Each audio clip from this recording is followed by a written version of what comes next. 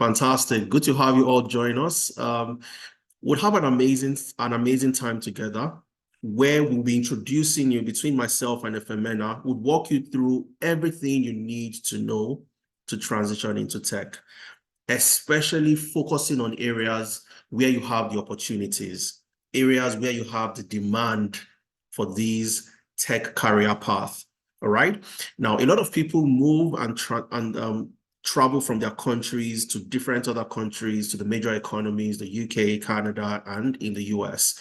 And there is a major specific sector where you'd find the Africans. All right. So we want to start to show you that rather than having the mentality that the opportunities are only available in one specific area, we're going to open up your minds today to so many other areas where you can transition into.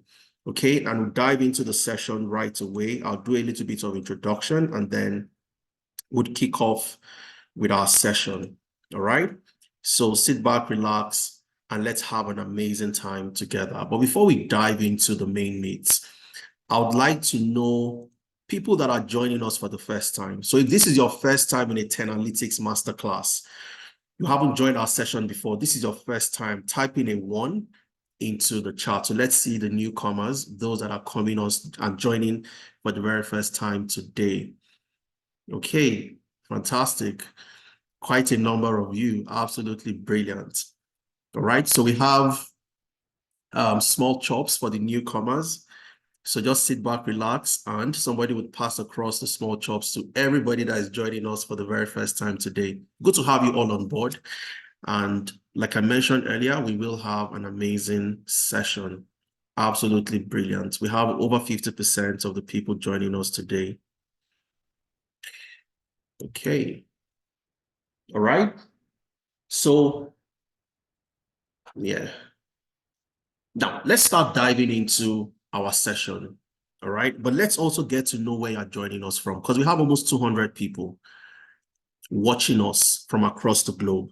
So type your location and where you are joining us from. I'll just start by typing out mine. I'm joining from Alberta in Canada. So just type in your location. Let's know where you're joining us from. Okay, we have Accra, Ghana, the UK, Alliston. I believe that's in the US. Kwado is joining us from Alliston, Lagos, Ghana. Fantastic. Port Harcourt, Chicago, Illinois, Germany, Enugu. Okay, Damnola is joining us from Costa Rica. Fantastic.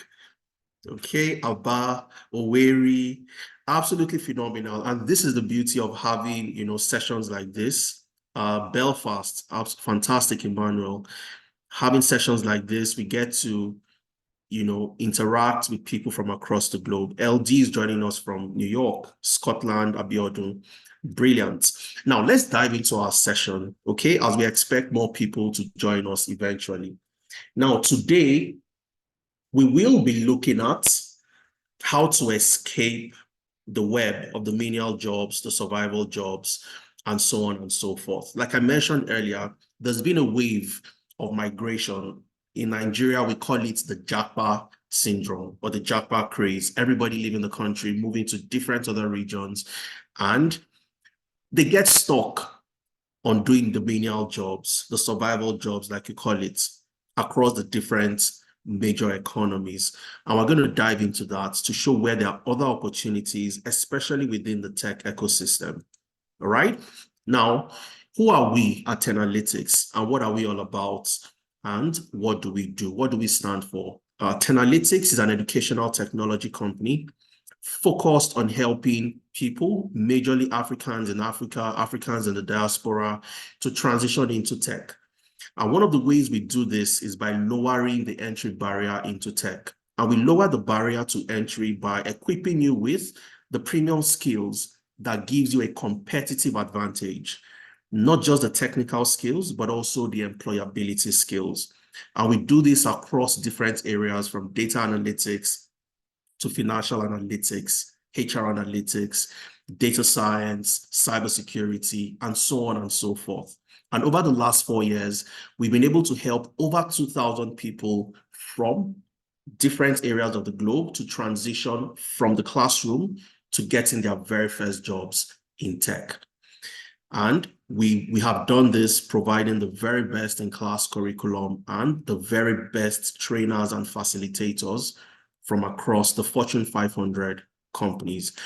And myself, my name is Adeza. For those of you joining us for the first time, the founder of 10 Analytics. I'm a data analytics expert with close to a decade years of experience across different sectors, from energy to sports to educational technology, the financial services, and so on and so forth. I've worked as a data science consultant for companies in the UK and in the US.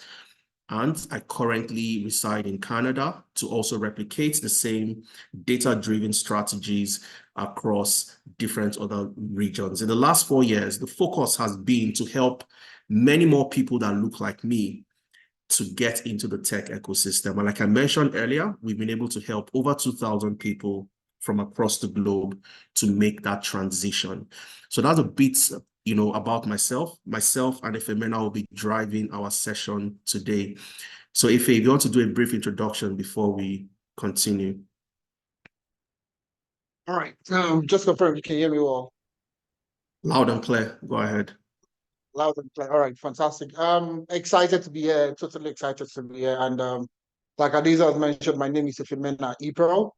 I'm the co-founder of Analytics. I have over close to a decade experience working across different roles within the tech ecosystem. So I work as a data analyst, data scientist, business systems analyst. I've led data initiative for Fortune 500 companies in the UK, in the US, in Canada. My experience spans quite a number of industries also. But usually like that's the fun part, okay? But the starting part is, everybody are looking to get, looking at Ifemena's um, looking at Ifimena's experience, and the things I've done in the past year, a lot of people want to do the same thing, okay? And I feel like I have some level of advantage. But the key thing I'd like to also mention is that my first degree was in economics, so it was non-technical related, all right? None, zero. My first experience was in management consulting, so non-technical related. So those are the things that, I'll be coming back to speak on, okay, I will be addressing today. If you don't have any technical skills, you don't have any technical background, what do you need to get started? And those are the things that we'll be talking about today. Basically, that's my experience. And, I'll be coming on to also share my experience, on how you can also transition from where you are at the moment to getting your future role. All right. Over to you, Adeza. All right, thanks a lot for that, Ife. So just like Ife had his first degree in economics, my first degree was in industrial chemistry.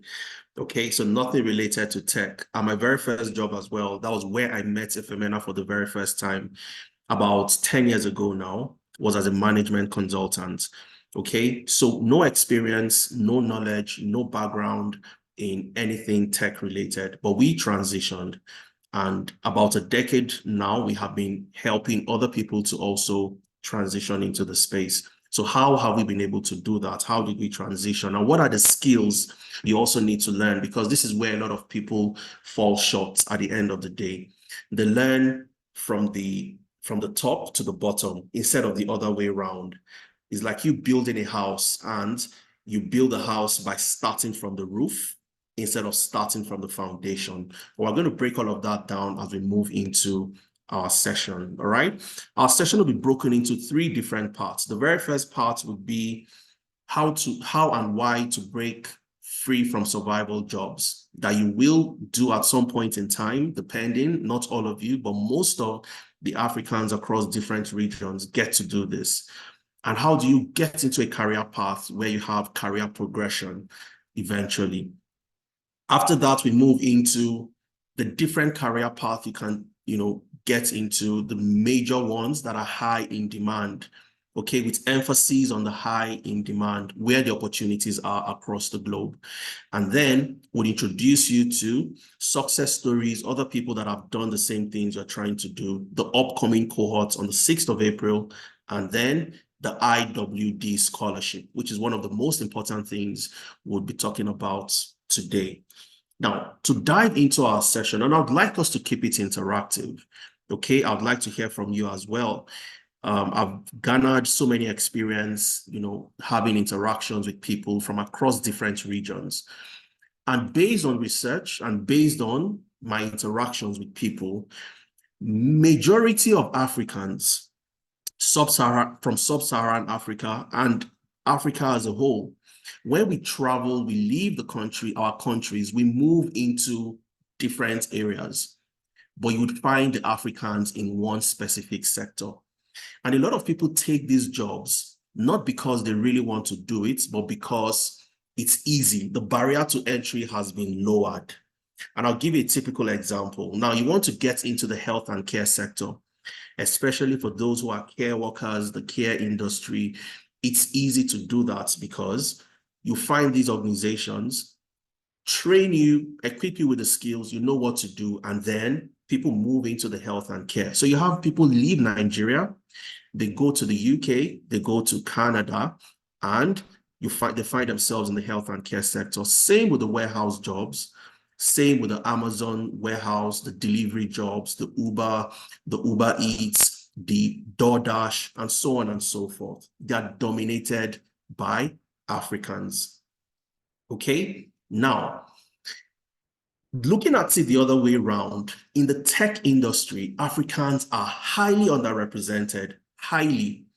And a lot of people would argue this with me because they know one or two people in the tech industry. But the question is, looking at the number of people that migrate to different economies, the major economies, why do we have more people in the health and care, in the warehouse, in doing Uber, doing the Deliveroo, DoorDash, and so on and so forth? So that's my very first question to you. I want to hear from you. So just type your answer into the chat. Why do you think people easily move into these areas? So Jasmine is saying,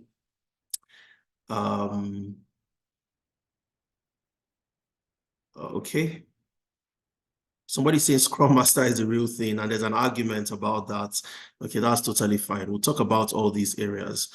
Okay, we'll talk about all of this. Emmanuel is saying health and social care and the warehouse are the quickest jobs to get when you are new in a country. Absolutely. And that's the same thing I've also gotten to find out based on my interaction with people. I've had people who were branch managers back in Nigeria, and then they move to the UK, and what they do is totally unrelated. You have some of them working in the warehouse, some of them doing the health and care, with all due respect to people in those jobs. But remember the topic for today, which is breaking out from these areas, because you don't want to get stuck in a career path that ordinarily you wouldn't want to do. All right. And also you have very limited career progression in those areas. Cherish is saying those jobs are in high demand in those areas and the barrier is lowered. Absolutely. The barrier is lowered as well. Okay. All right. Beautiful. Now, I'll showcase a particular report to you, and I've kept the link as well so that it's easy for everybody to have a look at reports like this. Okay. Now, looking at migration over the last few years, you have the Migration Observatory by the University of Oxford. They came up with a report that shows where migrants work, the sectors where you'd find migrants based on their country of birth. All right. And the very first one in health and care, that's where you'd find a whole lot of people from sub-Saharan Africa at 29%. So we dominate the space. Again, just like so many of you have said, because of the barrier has been lowered, all you need to do is go through a week, 2 weeks, 3 weeks of training, and then you find yourself in doing those jobs. Okay. But when you look at the flip side, the tech ecosystem, especially in IT, you find out that sub-Saharan Africa is just represented at 6%, abysmally low. And I'll tell you the reason why this is the case. We do not apply to these jobs. And one of the major reasons why we don't apply to these jobs is because we feel that these jobs are bigger than us. All right. I don't have the intellectual capacity. I don't think I can do these jobs. I think I need to have heaven and earth. I need to be the smartest person in the room to get these jobs. So we don't apply to these jobs. And rather than focus on getting jobs within the IT space, that's where the world is. The tech ecosystem, that's what will drive the economy. That's where the world is today, and that's where the world will be driving at in the next 5 to 10 years. So we want to take a drastic shift from the health and care into the tech ecosystem. All right. And you'd see the country or the region that dominates this space, which are the Indians. The Indians are the ones you'd see applying to jobs in the tech ecosystem. They learn the skill because they understand what it takes to get into this space. And what does it take? You learn the skill, you gain experience, and you apply to the job. As simple as it sounds. You learn the skill, you gain experience, and then you can start to apply to jobs in these areas. So the question now would be, how do I gain the skills? And how do I gain the experience? How do we shift from being in a specific sector where they don't need our intellectual capacity, and we find ourselves in the health and care, we find ourselves in the warehouses and so many other areas, when we can get the jobs, where you have so many opportunities across these areas, especially in the tech ecosystem. And this is a report that shows a very clear picture on the reason why we dominate the health and care, and we have a very low representation of Africans in the tech ecosystem. And this is specific to the UK. All right. Now, also looking at so many other reports along the line, you'd find out that Africans, over 57,000 Africans moved from Nigeria, from Ghana, from West Africa, Sub-Saharan Africa to move to the UK on the health and care visa. And this was an increase by over 20% compared to 2022. So between 2022 and 2023, you had a drastic increase with regards to the number of people that moved from their countries into the UK using the health and care visa. And the UK is clamping down on this today. And the reason is very simple. You have so many people, 57,000 people, and all the 57,000 brought in over 120,000 dependents. And looking at the net migration, the UK found out that we have so many people coming into the country, and even more coming in as dependents in a specific sector, the health and care. So we need to clamp down on this. And today you'd have instances where you have people in health and care not able to bring in their dependents anymore into the UK. So you want to come to the UK with a health and care visa, you can only do that as an individual. You can't bring in your family anymore. And there's been a whole lot of problems. A lot of people reaching out to us to say, look, I think it's time I need to upskill and get into other areas. And you'd start to imagine that Africans love money. I love money, and Africans love money. So you'd ask the question that when everybody drives into a major area, does this mean that the pay is fantastic? Okay, so we did a little bit of research to find out. And of course, like I said, with so many interactions from people and so many research, we also try to look into all the different regions. I've lived in the UK. I've interacted with so many people in the UK, in Bradford, Manchester, and also in Leeds. The major areas I have interacted with people that work in this specific sector, Nigerians, Ghanaians, Zimbabweans, and so on and so forth. And one of the first things you'd realize is the pay is very, very low. We're going to look at the different career path, and we'll look at the different countries to see how much on the average every hour a care worker gets paid, a warehouse operative gets paid, and we pick a random tech role, like a data scientist, for example, how much per hour on the average these people get paid. Because the assumption would be that there's so much opportunity in this space and people earn phenomenal salaries, but that's not the case. The typical care worker on the average in the UK earns about £10 per hour. £10 per hour, just a little bit above £10 per hour. In the US, it's about $18 per hour.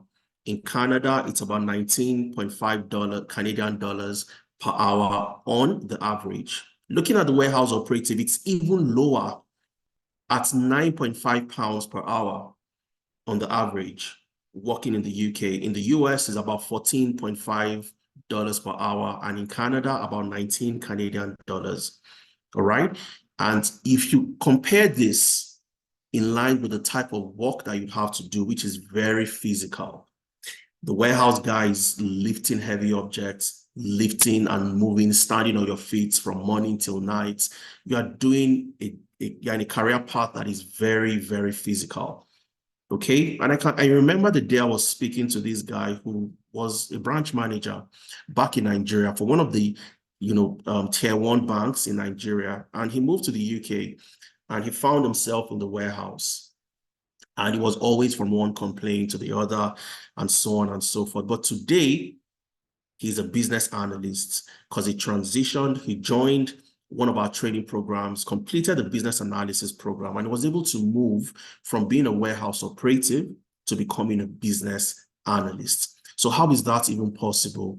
And how can you do the same? Now, looking at the data scientist, a data science role, a role you'd find in the tech ecosystem, you'd find out that the pay is totally different. And what we try to do is to look at the entry level, which is the base level on the average, how much you're likely going to earn as a data scientist. On the average in the UK is £28, which is almost times 3 what the care worker would earn, almost 3x, and definitely 3 point something x what the warehouse operative would earn. The difference is very, very clear. And you're doing a work whereby you sit from the comfort of your home. If you work hybrid, you don't have to go to the office every day. Even if you have to go to the office every day of the week, you get into the office, you're in front of your computer, you're building machine learning models, you're analyzing data using Excel, Python, Power BI, Tableau, and so on and so forth. Absolutely phenomenal opportunities. And you get to earn a lot higher. And with this, you have career progression. You move from a data scientist to a machine learning engineer to an AI researcher, and you have a clear career progression where you see yourself in the next few years. All right. Looking at the US, on the average per hour, a data scientist would earn about $64. Again, almost times 4 what the warehouse operative would earn, and about times 3 what the care worker would earn for doing something that is a lot less physical compared to the 2 other roles. And looking at the data scientist in Canada, you earn about $67 per hour on the average. Okay. And I'll tell you for free that one of the best decisions I ever took as a human being was getting into data analytics about 10 years ago, right? Because the last time I had to go to the office, I had to work from an office. It has been maybe the last 3 years or the last 4 years or thereabouts. You have the opportunity to do amazing work, phenomenal work from the comfort of your home, and you find yourself in a career path where you can see the effects, you can see the implications, and you can see every single thing you deploy. You get to be a part of something amazing. All right. So my question is, why is everybody not in career path like this? The data science role, for example, data analytics, business analysis, cybersecurity, Scrum, HR analytics, financial analytics, data engineering. All right. Cybersecurity, data engineering, these roles even earn a lot higher than the data scientist. But my question is, why do you think people are not in this particular career path? Okay, I would love to hear from you. All right. And if you want to speak, you want to unmute yourself, I'll be very happy to allow you unmute and we get to hear from you. All right. You can also type your response into the chat. Why do you think Africans, people of the Black community, are not focused on getting into the data science role, the data analyst role, and the other tech roles that are available? Okay, I'm going to call upon Peter. I can see Peter's hand is up. So Peter, I've asked you to unmute yourself. Let's get to hear from you. What's your own opinion on this? Yeah, can you hear me? Good evening, Adeze. Good evening, Peter. Go ahead. We can hear you. Yeah, going by your question, I would say discouragement. Discouragement in the sense that me, for one, I have had in several places where people tell me tech is not, it's not beans, like in Nigerian parlance, that it's not easy. So going to tech. Fine, some courses that you guys offer do not need coding.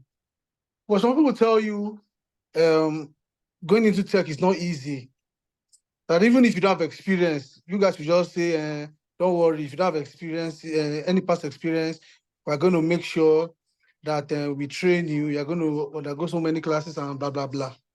But last, it's just for you guys to just talk to us, sugarcoat us as the case may be, and get our money, and that's it. That one is one. Then number two, there's this drawback with regards after the program. After I've learned this program for the number of months that I'm supposed to learn it, is this sure I'm going to get a job? Is this sure? Some people are even skeptical of trying to get a job online, like you said, working from the comfort of your house. Fine, so many people might be doing it, but how many percent of people are really doing it? Is there going to be a job after this course, after paying this amount of money and all that? Me, for one, I would have registered for the April course, but I don't really know what is drawing me back. I don't know. I got a mail yesterday that, okay, if I want to go for the May course, I'll be starting, I think, around May 4th, that I should make sure if I want to enjoy the scholarship, I should pay before 4th of April. I don't know whether that's correct. These things are really making me think, are making me to think for the past 2 weeks or a week plus now, that should I go for this and not that. So that's what I just believe is making blacks who from Africa descent not to want to buy into this idea of going into tech. Thank you. All right. Fantastic. Brilliantly put, Peter. I wish I could take so many more people, but because of time, we don't want to overrun time. I can see Dr. Michael, Alex, a lot of people want to speak, okay? We're going to have interactions during the Q&A, but I'm going to touch on a little bit of what you said, Peter. Now, there are two types of mindsets. There's a positive mindset and there is a negative mindset, okay?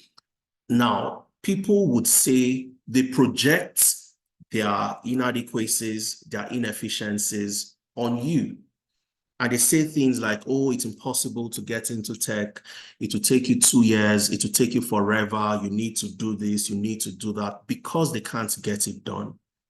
Okay? Now, one of the things I always tell people is when you walk in as a care worker, when you walk in the warehouse, when you drive Uber, when you do delivery, Uber Eats, Deliveroo, DoorDash, is that actually easy job?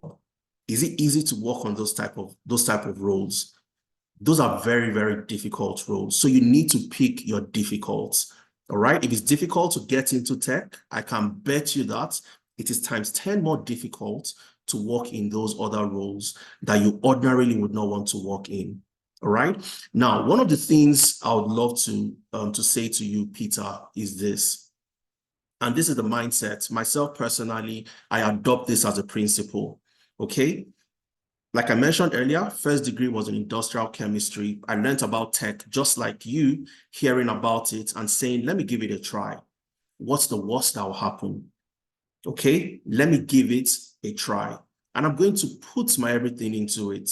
There are people that have joined the program. There are people that have done this. And today they've gotten jobs and they're working in those roles.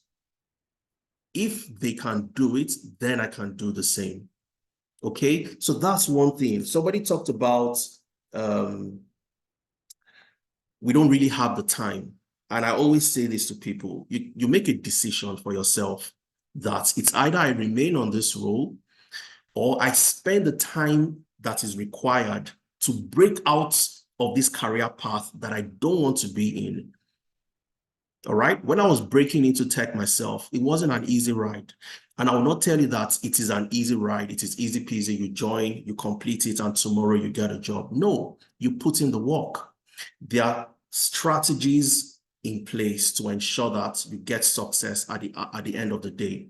The outcome is successful. And what are those strategies? And those are the things we'll be sharing with you today. And we'll share success stories. There are too many of them on our YouTube pages. I'll share that with you as well. You go on YouTube and you get to listen to people that have done the same thing you think is impossible to do.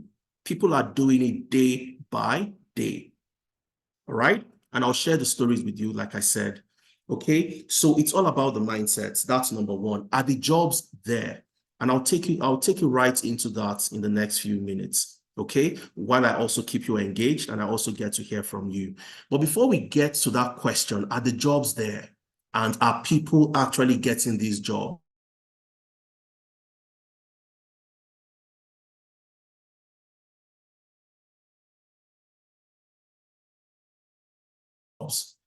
Let's look at to be taken. All right. Now, what happened again to us? Okay, what happened to us? And when I say us, I mean people of the Black community, the Africans. What happened? Out of 32,000 jobs available for the migrant community, 15,000 were grabbed by the Indians. 47% of those jobs were taken by the Indians out of 32,000. So almost 50% of the jobs were gotten by the Indians. So the question I'll put to you, Peter, how are the Indians getting these jobs in the tech ecosystem? All right? How are they transitioning into the space? Because it's something we have studied ourselves to look at it. Why are the Indians so good at doing this? And it's very simple. Recruiters only want two things from you, which totally, goes against the way we were raised and the mentality we have. The two things the recruiters want from you are your skills, number one, plus your experience. All right? What we all believe and we've grown up getting to know is, oh, once you have a certificate, it's easy to get a job. And I'll tell you, this is the reason why a lot of you and a lot of people would not get that job. You've written one certificate here, you've done another one here, you have so many certificates, you've applied to jobs, but you can't get the job. And you won't get the job. And the reason is very simple. Nobody cares about your certificates. Nobody cares about your masters. Nobody cares about that paper that you have. Every recruiter, every potential employer wants to see that you have the skills, number one, and number two, you have the experience to do the job on day one. So if I employ you, Peter, today as a data analyst, can you do the job on day one? That's what they want to assess.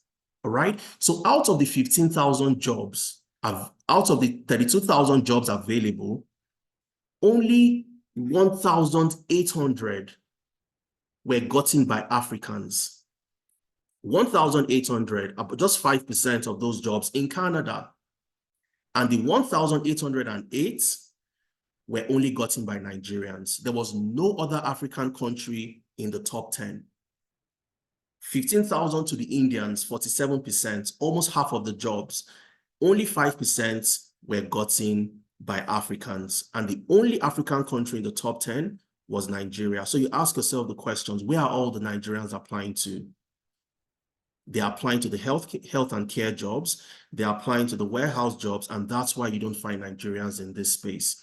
And the mentality of it is difficult, I can't do it, would keep so many other people away from the opportunities in the tech ecosystem and keep on applying to those jobs where there is a lower entry or barrier, you don't have career progression, and all you do and they depend on are your physical abilities.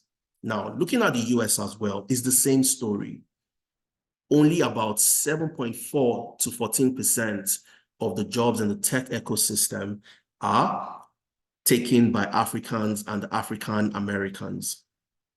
The whites have the larger chunk. The Asian Americans have about 14%, and the Africans and the African Americans have just 7.4 to 14% of the jobs. Again, we also fall short in this area. And this is according to the US Equal Employment Opportunity Commission. And I can ask the question a million times and we will get similar answers. Oh, it is too difficult. Oh, I don't have time.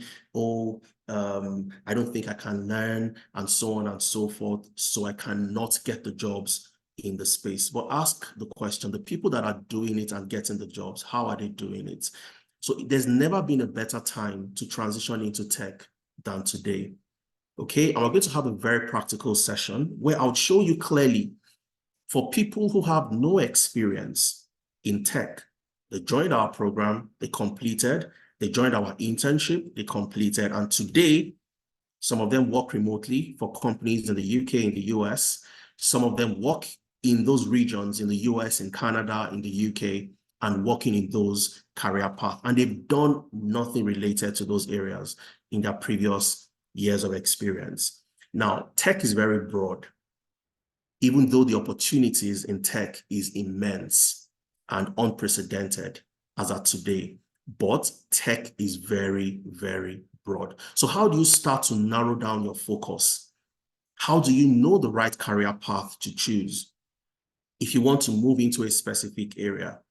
All right. And it can become very confusing. And I've seen a lot of people, like I mentioned earlier, we use the data science role as a case study.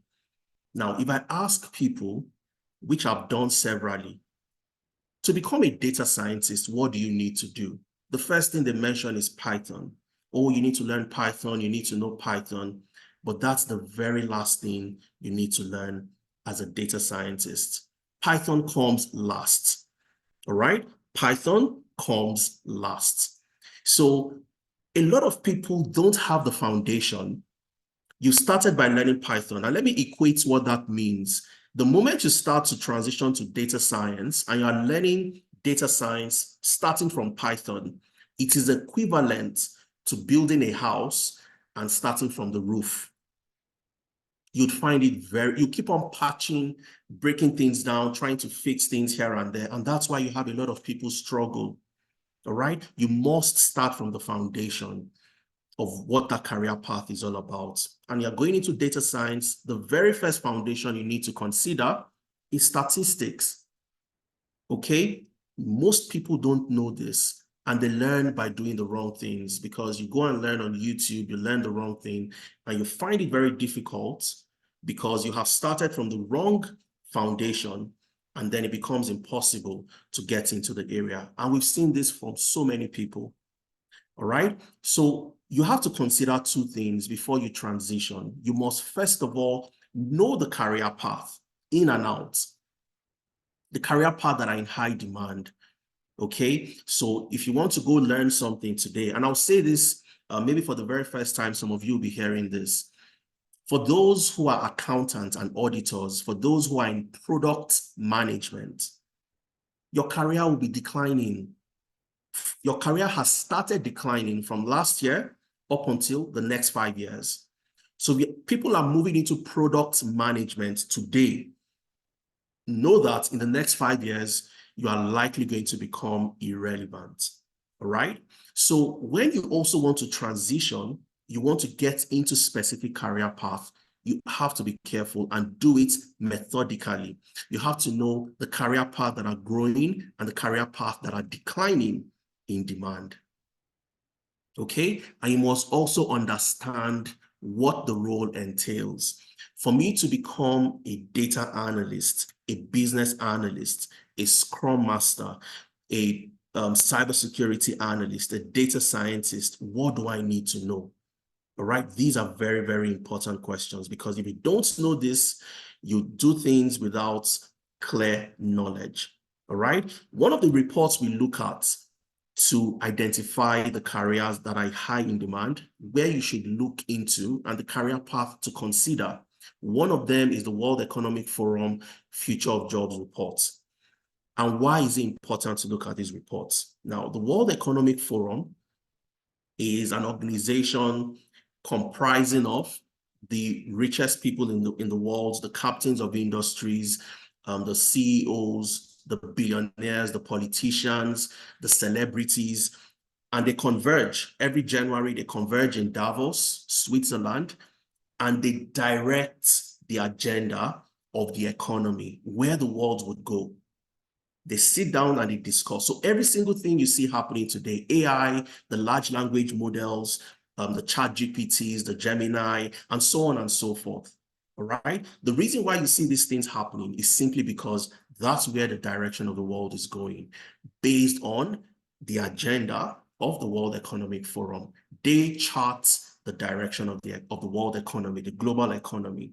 So you need to take things like this seriously. Now, on the other hand, what we also did in-house was to gather data from the major job boards, your Indeed, Glassdoor, read.co.uk, CV Library, Total Jobs, ZipRecruiter. We gathered data over the last 5 to 10 years from these job boards, and we did an analysis to see the jobs that came up multiple times from different companies to show the jobs that are high in demand. And we use the World Economic Forum reports to validate those jobs. And one of the jobs you'd see, or one of the career paths that would always grow in demand over the next 5 years, according to the World Economic Forum, you have 2 categories. The left-hand side are the jobs that would grow, and the right-hand side are the jobs that will decline. All right. And this is available to the public. I've also kept the link to this report for you, so you have access to the reports. Now, job number 1, or career path number 1 that will grow in demand are the AI and machine learning specialists. You find yourself in this area, you know you're in a career path where the jobs are there, and the jobs would even become more relevant as the years go by. All right. You have the business intelligence analysts, which is a derivative of the data analytics career path. Okay. The data analytics career path, the business intelligence analysts. Okay. You also have the information security analyst. Information security is the umbrella of cybersecurity. So cybersecurity is a part of information security. So if you find yourself as a cybersecurity analyst, you are in one of the fantastic career paths that would also be growing in demand. All right. You have data analysts and data scientists. Data analysts and data scientists. And these are jobs that would also grow. And the reason is very simple. The jobs that will grow in demand are the jobs where you have data that are related to data in one form or the other. It's either you're protecting the data, you're analyzing the data, you are managing the data, you are storing the data. And that's simply because 90% of the data we have today was generated within the last 5 to 6 years. And I'll say that again one more time. 90% of the data we have today was generated in the last 5 to 6 years. So organizations are looking for those professionals who can manage the data, store the data, analyze the data, and help them make sense of the data that they have. And that's why you see the business intelligence analysts, a career path that will grow. The data analysts, the data scientists, these are career paths that have been growing since 2016, when the World Economic Forum started releasing the Future of Jobs reports. You have the data engineers. All right. The data engineers are the professionals that make the data available. So when companies generate data on the web, generate data on social media, generate data from the POS, generate data from ATMs, from your mobile phones, the data engineers are the professionals that make that data easily accessible to the data analysts, to the data scientists, by moving the data into a central location. So this is a very important role in the tech ecosystem. And the salaries of the data engineer is absolutely phenomenal. All right. You have the database architects. All right. You also have the project managers, but I want to put a caveat to the project managers. Not all generic project managers would be in high demand. All right. The project managers that will be in high demand are the project managers that focuses on the tech ecosystem, which are the Scrum Masters. The Scrum Masters are the people or the professionals that are the experts and deploy the Scrum rules and the Agile methodology. And Agile is the project management methodology that you would see being deployed in the tech ecosystem. So if you are just a project manager, you are a generic project manager, you're likely going to struggle for jobs in the tech ecosystem. But as a Scrum Master, you find an easier entry into this space because you'll be working on products that are tech-related, leveraging the Agile methodology to deliver those products. You also have the financial analyst as one of the career paths that would also grow in demand. And like I said earlier, when we did our analysis and we saw the career path, we saw the data analyst, we saw the data scientist, we had to use another report to validate our findings, and we used the World Economic Forum report. Okay, I'm going to showcase something to you very quickly. If you look at the right-hand side, like I said, these are the jobs that will decline in demand. Okay, and if you check, okay, let's not go back to the previous page, but if you look here, you'd see you have the lawyers, okay, you have compliance officers, you have accountants and auditors, you have the software testers. I see people getting into software testing today. That's one of the worst career paths you can transition into, okay? And I say it with all sense of humility. It's one of the worst career paths you can transition into today with the emergence of new technologies coming up. That role would become very irrelevant in the next few years. Okay, you have the accountant and auditors, also one of the career paths that will decline in demand. And if you go to the first page, you'd see where you have roles like even product management. And I'm going to highlight that too. And this is where I tell people, before you take a decision on where to move your career, where to transition, you should be very careful and do that from a point of knowledge. So if you look at the product management roles, these are roles that would also go down and decline in demand. For somebody who is an accountant, how can that person become relevant if these jobs and these roles would decline in demand? All you need to do is to upskill. As an accountant, you already understand accounting fundamentals, all right? Why not add a little bit of data analytics to your skills where you can compete for the jobs that will grow in demand? Because an accountant can also work as a financial analyst. And to create a financial analyst out of an accountant, all you need to do is add data analytics to your skills, because it's very clear financial analyst is one of the roles that would grow in demand. If accounting and auditing would decline, how do I, position myself for success? And these are the questions you need to ask yourself. Okay. And like I mentioned earlier, I'm going to come back. I'm going to show you success stories.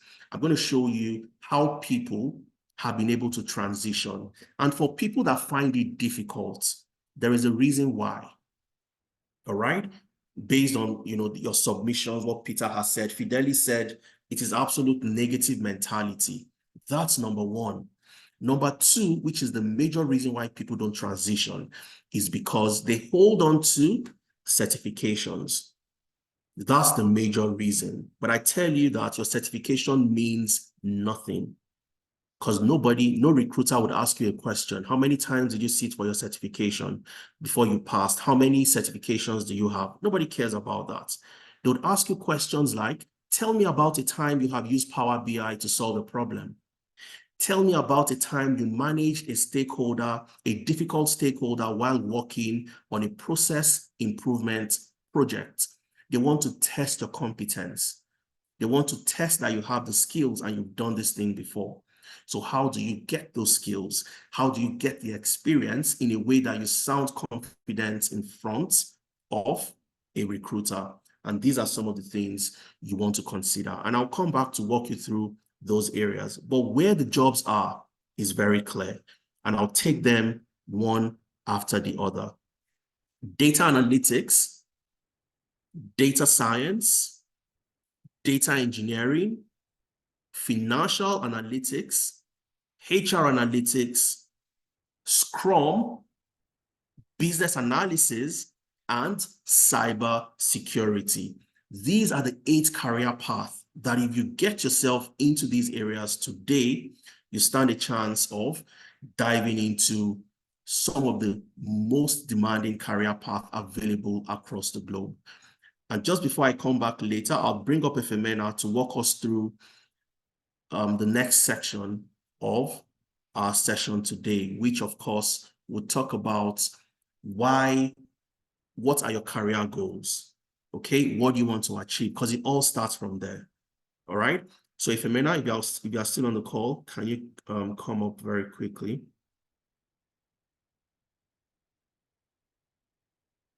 Hi, Efemena, are you there? Yes, I am. Can you hear me well? Okay. Yes, loud and clear. So I'll come back, guys. I'll come back. I'll walk you through all the other areas. Okay. So you want to move into data analytics. You've been doing it wrong all this while. How do you do it the right way? Like the gentleman who says, oh, I was in banking, I'm now in the military. How can I get into data analytics? I'll walk you through the steps one by one, what you need to do. All right. Ife, over to you. All right, awesome. Pretty sure you guys are, even me just listening to this, yeah, even though I'm a part of this, I'm always excited to hear any part of this. So I want to know you guys, if you've learned something new today, or if you've been excited about the session, I want you guys to drop a 1 in the chat. Okay, just drop a 1 in the chat. If you have enjoyed what you've heard so far, put a 1 in the chat. I would really want to see that. Fantastic, fantastic. Okay. All right, I can see that. I'm excited also. I won't lie to you, I'm totally excited. All right. And I came up with this particular question. Okay, this particular question you see in front of you. All right. What are your career goals? What are your career goals? All right. So there are two parts that I'm going to look at. Okay. So for people that are looking to, for professional, literally, if you're a professional somewhere in Africa or you're a professional somewhere outside the country, you're a professional in the US, in Canada, in the UK, regardless of anywhere you are in Europe, okay, or anywhere in the world. All right. It falls under two broad categories, okay? Is it that you work more hours to make a living, okay? So you're putting more hours. The more hours you work, okay, the more you make more money, okay? And the second part is work fewer hours and to make a living. So you're working less hours, but you're making more money working less hours. So which of these would you fall into? Which of these categories would you like to belong to? All right, work more hours to make a living or work fewer hours to make a living. Which of this would you fall into? All right. So you could just put more, fewer, simple words. If you want to, if you want to work more hours to make a living, or you want to work fewer hours, more fewer, that's what I'm looking for. All right. So I see a lot of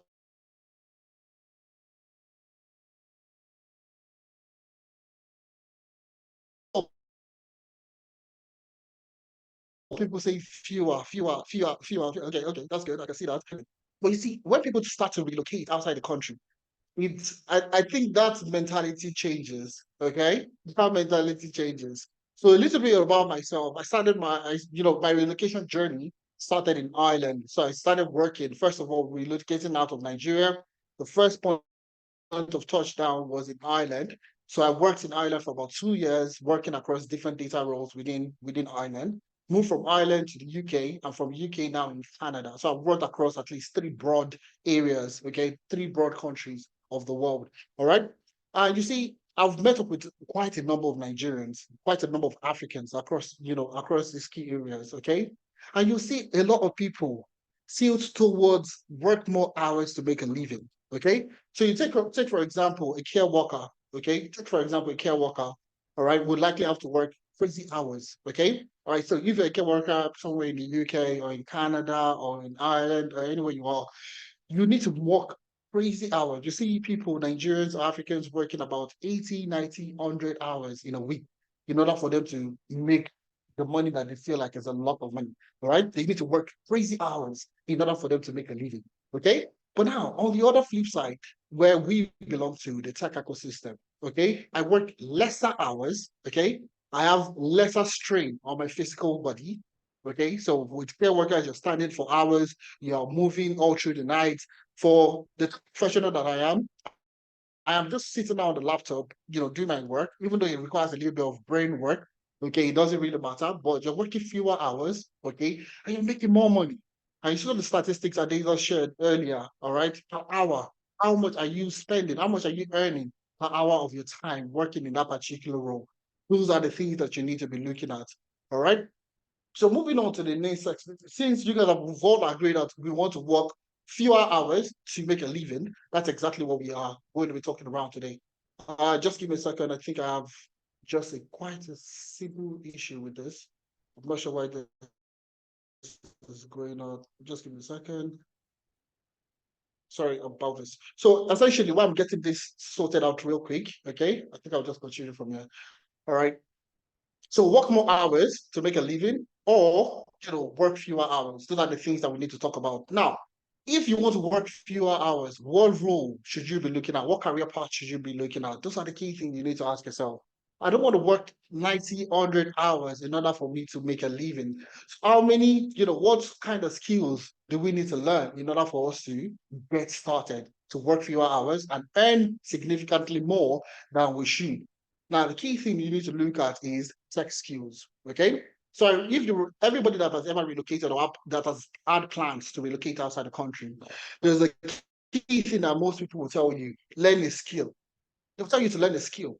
And in as much as that is not a very bad, it's actually not a bad idea. It's not a bad, suggestion. They'll tell you to learn a skill in order for you to make more money while you relocate outside the country. But now the key thing is, what kind of skills do you think you need to survive, to thrive when you relocate outside the country? All right. Is it to make hair? Okay. Is it tailoring? All right. What other skills do you think you need in order for you to make a living outside the country? Now, the skills we are going to be talking about, okay, is tech skills. And that's because that's our main domain. That's where we work. That's what we do on a day-to-day. That's our bread and butter. All right. And that's exactly what we're trying to tell you, that learning tech skills will translate to you working fewer hours to make a living once you relocate outside the country. All right. Now, these tech skills that we talked about today, okay, is under three broad categories, which is number one, what you have there, ease of learning. The first thing is ease of learning. So amongst all the career paths that these are talked about, what is going to be declining, what is going to be in demand, and we looked at all the roles that are going to be in demand. And organizations are literally looking to hire for on a constant basis. All right.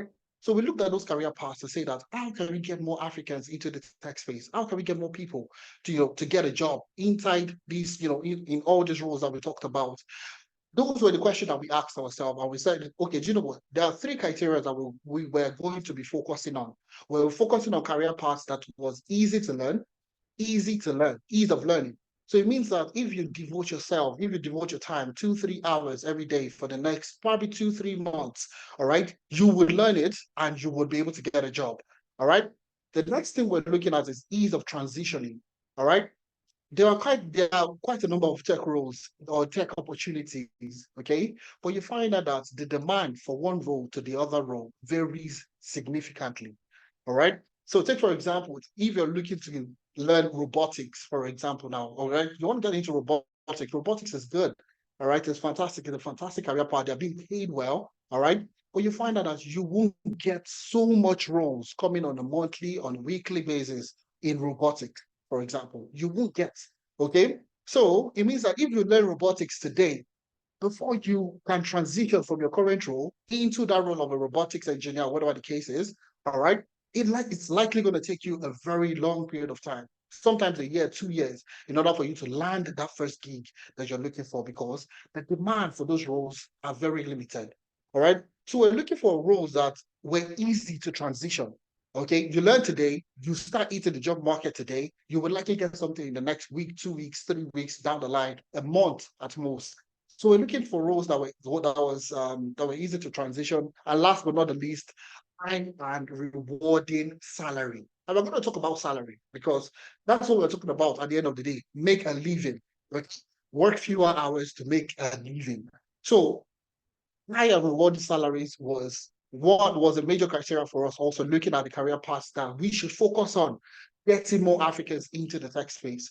So ease of learning, it means that if you devote your time, like you can sit down to learn, okay, all right, we'll take you through the journey of learning, all right, and we'll also show you the necessary steps, necessary things to learn in order for you to transition, all right. The ease of transitioning, there is an high demand for those roles, okay? And last but not the least, high and rewarding salaries, okay?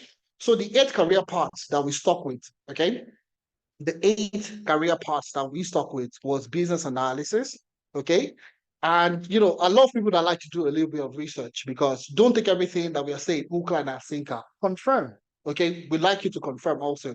Go online, go to any popular job boards. Even in the UK, you could use read.co.uk, you could use Indeed, you could use Total Jobs. Go on Total Jobs, all right, and type in business analyst and find out how many business analyst roles came out in the last week. All right.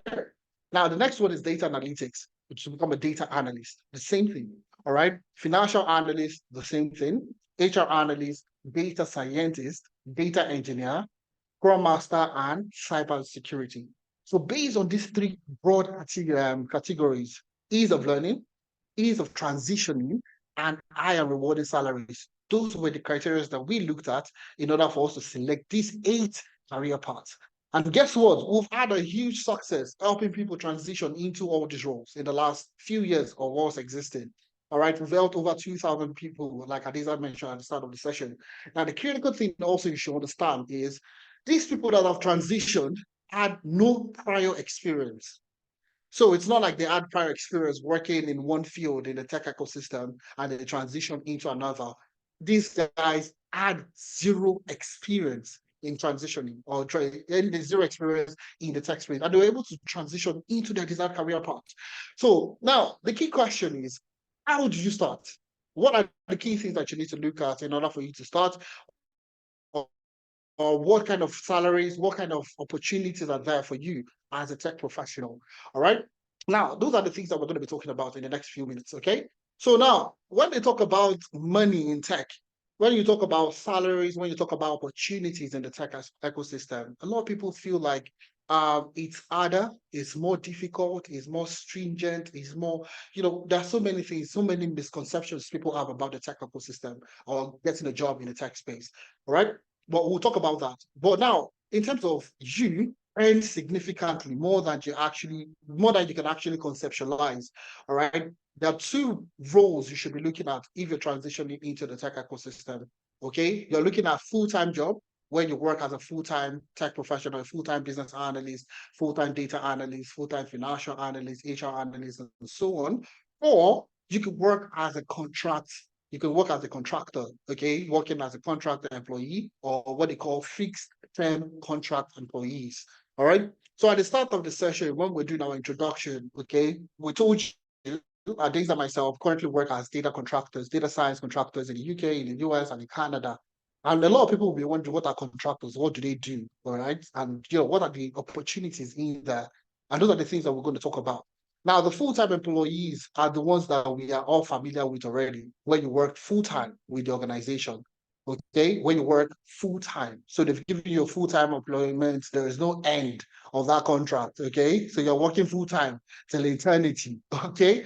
So that particular role comes with a little bit of benefits like financial stability. So you know you have a job, okay? They can't just come from nowhere to say you don't have a job anymore. They can't just sack you like that. There are rules and regulations to full-time employment. Also, we have job security. Like I mentioned, financial stability, job security, you know, some benefits. You also get additional benefit as a full-time employee, all right, working in the tech space. So you have paid leave, you have bonus, you get your bonus at the end of the year, you have stock options. So if it's like a startup, okay, you can get stock options, whether you're a part owner of the organization. So we had a participant, Miriam, okay, that got a job just about a year last year. She got a job last year working with as a data analyst in one startup in London, okay, and she was able to get stock options, okay, from the organization. So there are other organizational benefits that you get working as a full-time employee, working with the organization. Now, the goal is to work full-time, no doubt about that, okay? But if you want to make significant strides, if you want to make significant amount of money working in the tech space, you need to be looking at contractors, okay, working as a contract, employee for this organization.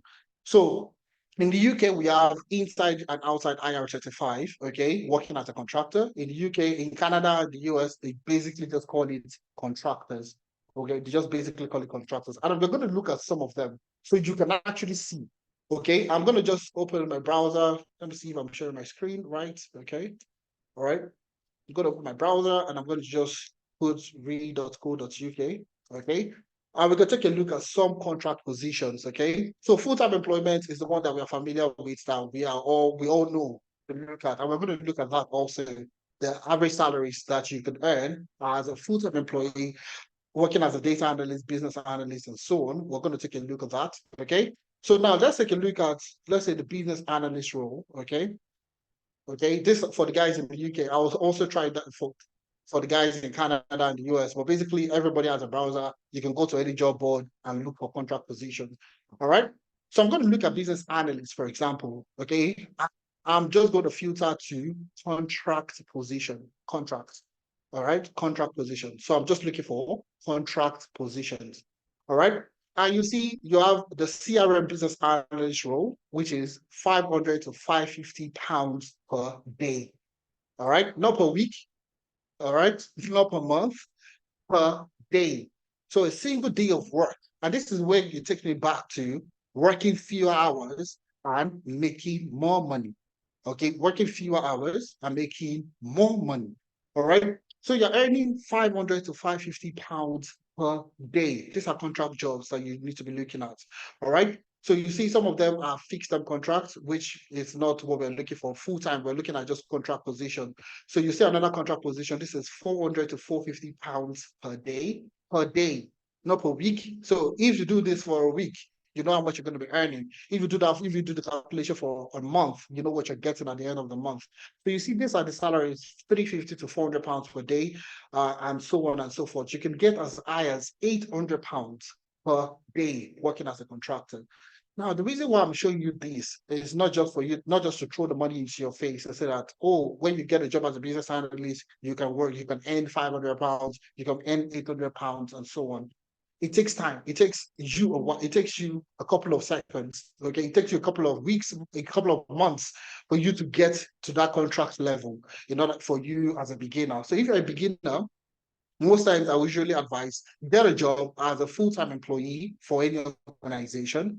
All right. And having that, you can then transition into getting contract jobs. So you could do that for about 6 months, in which quite a number of people that have gone through analytics have done that for like 6 months, 8 months, some people a year.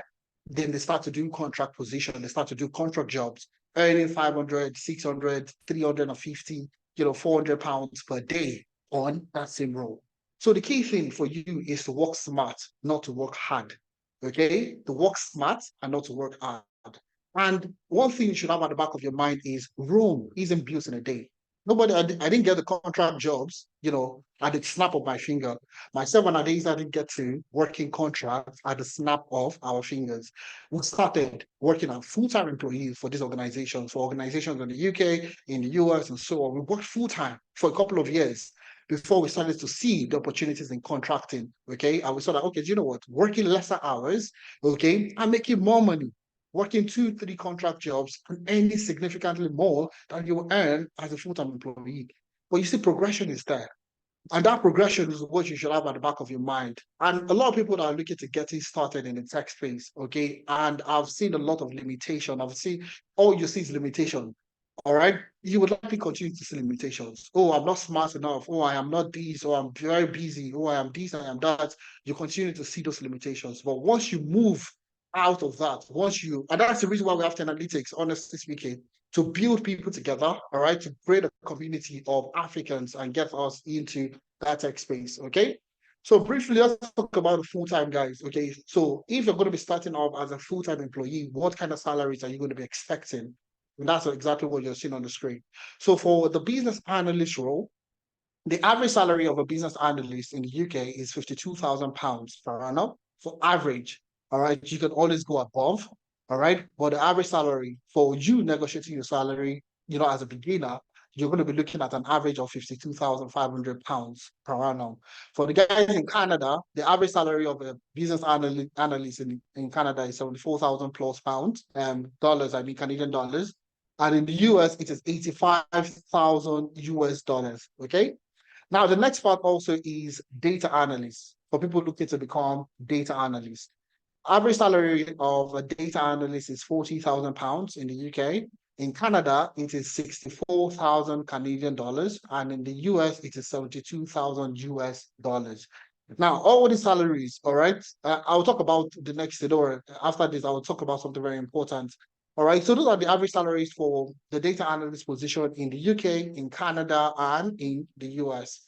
All right. For financial analysts, for people looking to getting into financial analytics, all right. The average salary of a financial analyst in the UK is £51,000. In Canada, it is 69,000 Canadian dollars. In the US, it is 74,000 US dollars. Those are the average salaries for financial analysts in those three key regions. For HR analytics, we have £38,500 for the guys in the UK, $71,000 for the guys in Canada, 62,000 for the guys in the US. So these are the average salaries that you need to look at if you're getting started in these particular roles. These are salaries per annum, per year for the full year. All right. Then you break it down into months. Okay. Then you can get, a wide perspective of what you'll be earning on a monthly basis. Okay. All right. So full stack data scientist. So if you're looking to get into data science, the average salary of a data scientist in the UK is £55,000. In Canada, it's $94,000. In the US, it's 121,000 US dollars for the guys in the US. Scrum Master, £52,000 in the UK, 74,000 in Canada, 85,000 for the guys in the US. Data engineering, the same thing. UK, £65,000. Canada, 102, Canadian dollars, and in the US, 134,000 US dollars. Last but not the least, cybersecurity. For the UK, the average salary for a cybersecurity analyst is £57,000. Canada, it is 140,000 Canadian dollars, and in the US, 105 US dollars. This is average salaries for these roles. All right. So there are things that I've spoken to quite a number of people, all right, that are looking to transition, that are looking to get it started. And everybody wants to earn more money. Okay. Everybody wants to earn more money. They want to earn significantly. So the key thing you need to have at the back of your mind is this is the average salary. We had a person that got a job last year, okay, and this guy was working as an accountant in one of the oil and gas companies in Nigeria, okay, and he got a job with one of the banks in Nigeria, and guess what? His starting salary. So this guy had no experience in data science, zero experience in data science, got a job as a data scientist, and guess his starting salary was £60,000. All right, that's for the guy in the UK. All right. So even looking at the average salary, that is literally just, as a starting up point for you to negotiate your salary. And, we're going to have all that sessions when you come on board, we'll have sessions around negotiating salaries. How do you negotiate a salary? All right. If you're in Canada, you're in the US, or in the UK, or anywhere in the world, really, how do you negotiate salaries? And those are the things that you are going to benefit going through data analytics, going through data analytics. All right. Now, the last thing I'm going to talk about is job hopping. Okay. So for people that are looking to getting started, okay, and you're looking at, okay, if I can start small, all right, if I can start on 38K, 35K as a cybersecurity analyst or as a data engineer earning £35,000 or $35,000, or even in Canada, you're earning maybe between $40,000 to $50,000, okay, and you're taking that as a starting point. It's not a bad idea. The thing is growth. The first thing you should have, the kind of mentality you need in a tech ecosystem is the growth mentality. All right. So if you're starting on a particular salary, the key thing is just to start. The key thing is to start. So you see, majority of the time when we're talking about getting into the tech space, we're not expecting you to become an expert within this period of 3 months or within the duration that we've already stated for the learning process. You can't become an expert, okay, within those periods, okay? The key thing you need to have at the back of your mind is getting started. How did you get started? Learn data analytics and get started as a data analyst. Get a job as a data analyst. How would you grow from there? All right. It's still determinant on where, the kind of learning process that we put you through. But the key thing you need to have at the back of your mind is getting started. How do you get started? Those are the key questions you need to have. Because if you start and you can get that first role, all right, the transitioning, you moving up, you transitioning, you moving from one role to the other, which is what we call job hopping. So you start on a role of $35,000, okay? All right, so you're in the US, you get a job as, as a data the data engineer working, $35,000 per annum. Okay, that's not the end of the world. All right, and that's what we call job hopping. Okay, in the sense that you move from one role to the other role. You can spend 6 months on a particular role and move to the next role, gain experience in one role, move to the next, move to the next.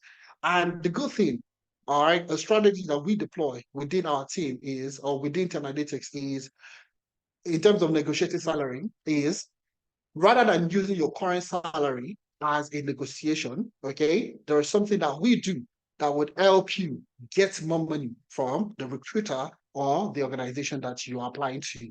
Okay. Now, what are those key strategies? Don't worry, if you register, we'll tell you everything. Okay. So, how do you move from 35 to like a 40 of to 35 to like 60K? All right. How do you move from $35,000 to like a salary of $60,000 when you're talking about job hopping? All right. So these are the things that have worked for us personally, as even as a professional. Now, if you go on my LinkedIn profile, you see there are so many roles I've taken on in the last couple of years that are currently on my LinkedIn profile. And that's because everything I'm doing, working almost 3-4 jobs at the same time. And I can't put that on my LinkedIn profile because it's not ideal, okay, professionally. Or I can't be working for 3-4 organizations, top organization at the same time within the same time period. I can't do that. I can't put that on my profile. But you notice that, 1 year, 1 year, 6 months on a particular role, moving from one role to the other. Now, how am I able to achieve this? How do you move from $35,000, in salary, getting a job as any tech professional, 35,000, you're moving from 35 to like 60K. How do you make this jump? There is a strategy that we have when you're negotiating your salaries in order for you to make this jump. You might feel like it's not true, okay? You might feel like it's a facade. We're just saying this to get you on board. But trust me, we have people, we have testimonials, we have proof of people making this jump, making a significant jump in their careers, in their salaries, and so on and so forth. So when you talk about job hopping, it's basically you moving from one role to the other role, spending an average of about 6 months on one current role, and then making a jump to higher paying role, a better role, a more sophisticated role, okay, and staying in that same role for about 6-8 months, taking another jump to another company, all right, and keep making that jump till you get that desired salary that you're looking for. And you could do this. It's free. It's not anything technical, all right? So the key thing you should have at the back of your mind is, all right, the key thing you need to have at the back of your mind is getting started. All right, not becoming an expert. And I think that's where a lot of people find it difficult when they want to start. Okay, the key thing is getting started. All right, so rather than you working crazy hours as a care professional, as a warehouse, working in a warehouse, working in any other job that you're working in currently, how can you sell the same hours that you're currently doing? How can you sell that same hours and make significantly more money for those hours that you're the same hours? All right. And let me share my own personal experience. So I worked with an organization. This was a few years ago, okay, sometime around 2019. Okay. And we had a lot of Nigerians, okay, in that same organization, but they were working in a warehouse. So I was working as a logistics analyst at that point in time. And guess what? There was an opportunity in that particular my own department. Not anything technical, just in front of the system. All right. Anytime one of the trailers carrying parcels come through, all right, they log it in the computer. That's all they had to do. Okay, so a particular trailer coming from somewhere in Ireland comes into the compound, they need to record it into the system.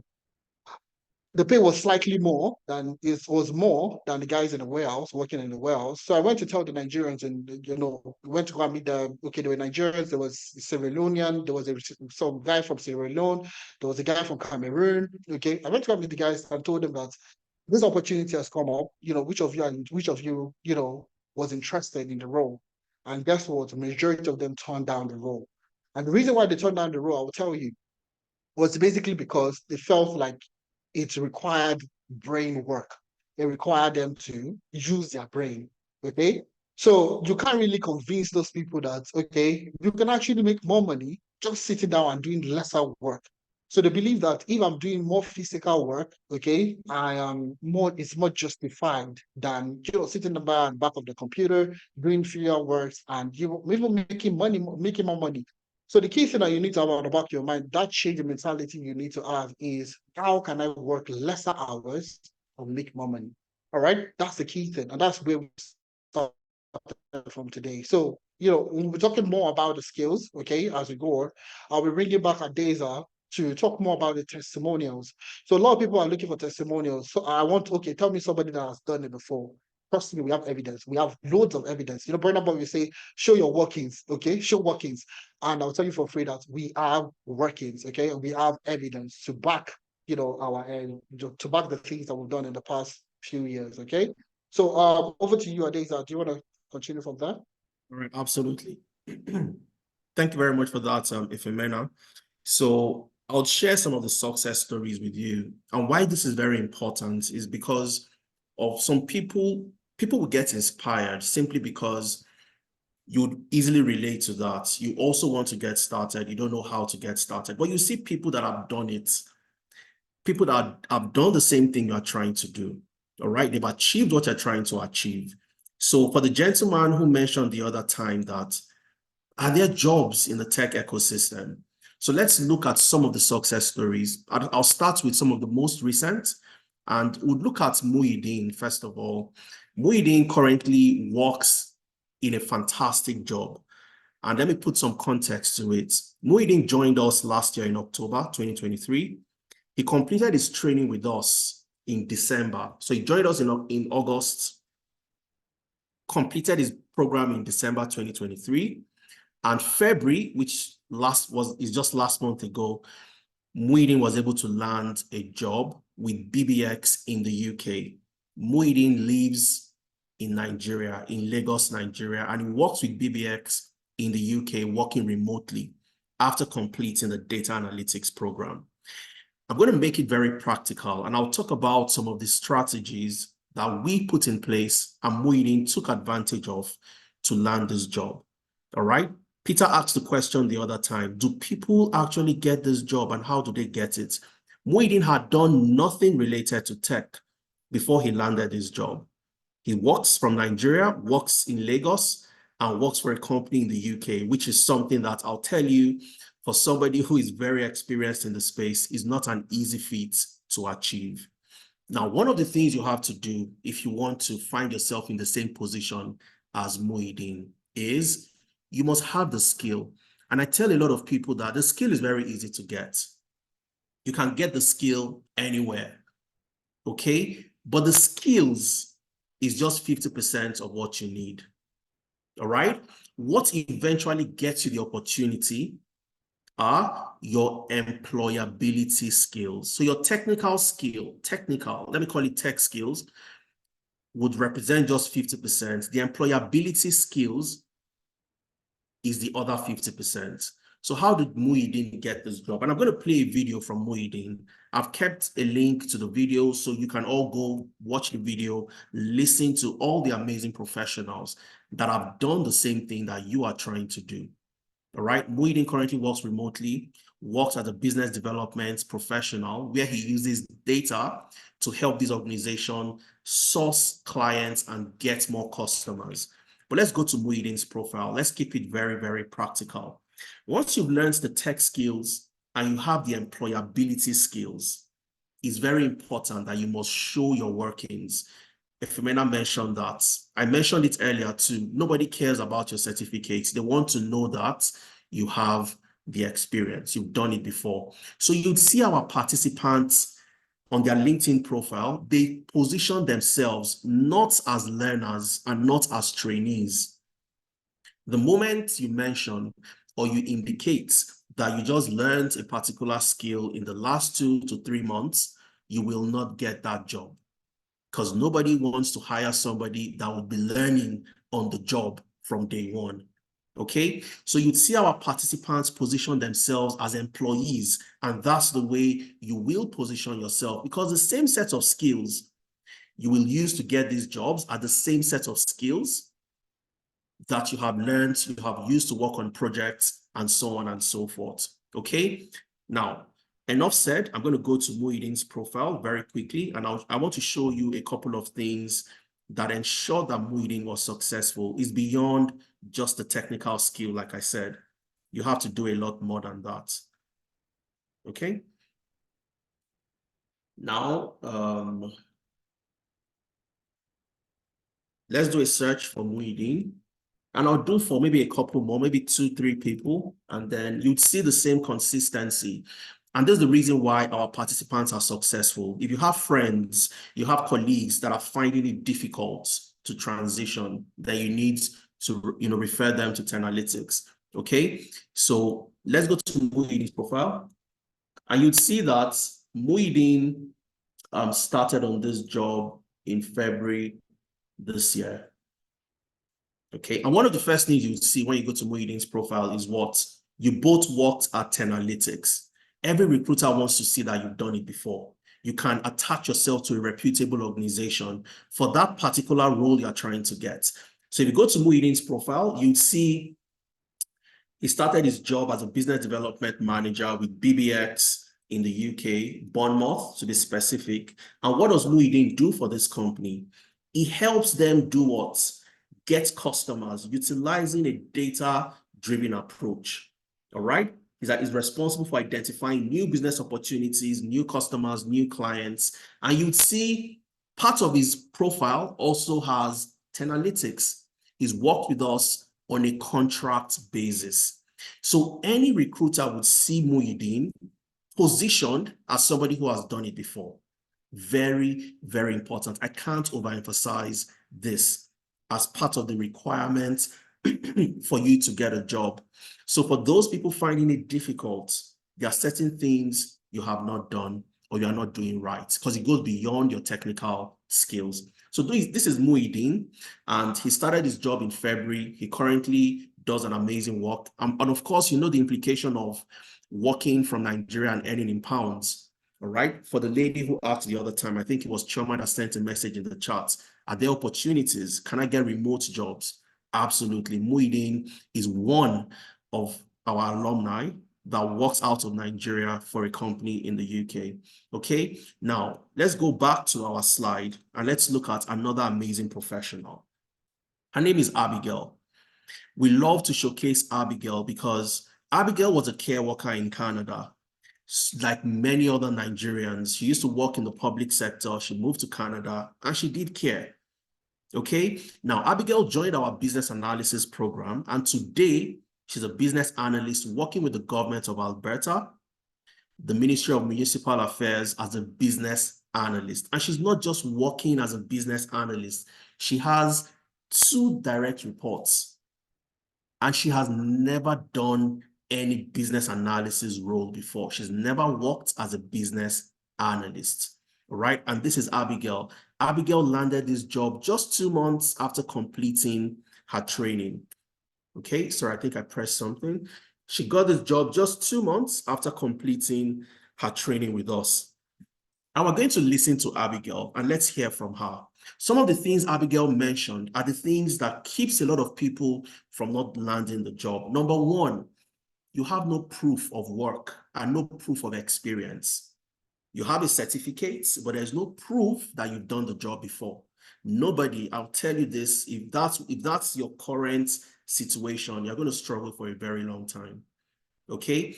Abigail also talked about working on case studies, building scenarios as a business analyst in class. All right, but let's hear from Abigail herself and not from me. So what I'm going to do is, it's a 2-minute video. All right, I'm going to play the video. Let's listen and hear what Abigail has to say about her journey with us. And then I'll share more stories as we move on. Okay, so sit back, relax, and enjoy Abigail's story. Moving from a care worker into a business analyst after 2 months, 2 months after she completed the training with us in our business analysis program. So let's hear Abigail out. So what is ClickUp?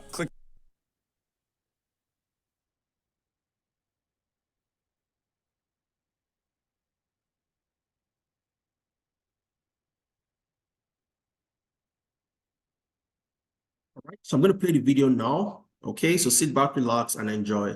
Hi guys, my name is Abigail Garga and I want to talk about my journey with Tenalytics and how it has helped me to ace my interview and eventually land that dream job that we always wanted. So my training with Tenalytics has transformed my career as a business analyst. They have coached me really well, thoroughly, with hands-on projects, and the instructors are usually super awesome. Topics that are covered are usually real life experience with a hands-on project where you do as a team, where you do as individual. There's always a one-on-one session if you want. Interview preparation, they use real life experience, they coach you on interview, and they tell you what you are doing right and what you are doing wrong and where you need to improve and where you are perfect, and all of that. I'm recommending Tenalytics to all my friends, to anyone watching this video. Please don't think about it twice when you just try and attend one of the sessions. It will open your mind, it will give you more ideas on what it is all about. Don't be scared. It was working with Tenalytics that gave me the confidence to apply for some job roles that I naturally wouldn't apply, because I feel those job roles are usually too big for me. Like, the name sounds so big, and Tenalytics makes me understand that you can do it as a business analyst. We all got the idea. So I am 100% recommending Tenalytics to anyone that has thought about being a business analyst, a data analyst, or all the analysts that they coach you on. You won't have regret in it. You will come to thank me later. I am happy I joined the Tenalytics. They help you develop your user stories on how to use scenario, on how to use real life experience to answer your interview questions, which is usually what helps you to ace your interview. I am so happy I joined Tenalytics, and I wouldn't have been where I am today without the coaching and help of Tenalytics. I personally would want to thank the coordinator. He's very good at doing his job. His name is Ubong. Please disturb Ubong on everything you need. Like, he's always there 100%. Any time of the day you call him, he picks. It doesn't matter he's sleeping 2 a.m., 1 a.m.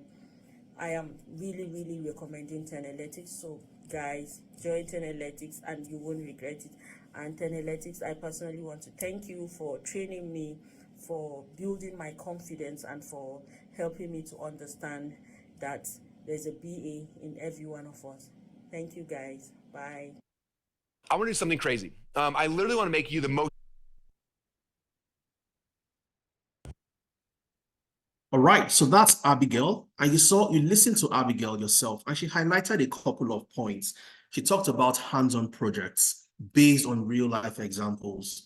Now, when you get into an interview and you're asked questions like, oh, tell me about a process optimization project you were involved in as a business analyst, or tell me how you managed a difficult stakeholder. Tell me how you do your stakeholder analysis on a project where you had to deal with a difficult stakeholder. These are competency-based questions to understand the depth of your understanding, and also for you to tell them how you have applied it in the real world. Okay, now if you don't know what to say, you would fumble. No matter how much you want to read, you would struggle to answer those questions convincingly if you haven't done it before. And that's why the program is project-based. At the end of your program, you also get to do an internship. And the internship is where you build those type of projects, you get your hands busy on hands-on projects, and you have that as part of your portfolio as the things you've done, and that builds your experience. And that's what Abigail was able to do. And today she's transitioned into a role as a business analyst. You have Ini. Ini had been in the tech ecosystem for over 10 years. Now, what's made the difference for Ini? Ini was able to gain his confidence, like so many of you, which I wouldn't say is a bad thing. There is this, perception that I don't think I can do it. Ini was stuck for a very long time. He really couldn't transition. He got into the program, joined our mentorship sessions, and that was what made the difference for him. His video is a bit longer. I would have loved to play it so you listen to Ini and you hear what Ini had to say yourself. But when you get the slides at the end of today's session, ensure that you listen to Ini. You'd find it remarkable. You'd find it very, very insightful. That just getting the confidence to apply to those jobs you think you can never get can actually make the difference in your life. And that was how Ini was able to secure a job with Growth Stack, a company in Nigeria. Working for them, he applied for a job that was below the CEO level, but he eventually got the job as the CEO. He joined our data science program and he got this opportunity. And when he got the job, he sent a message to the WhatsApp group, because everybody would be in a WhatsApp group. You'd be in a WhatsApp group for the respective program you've joined.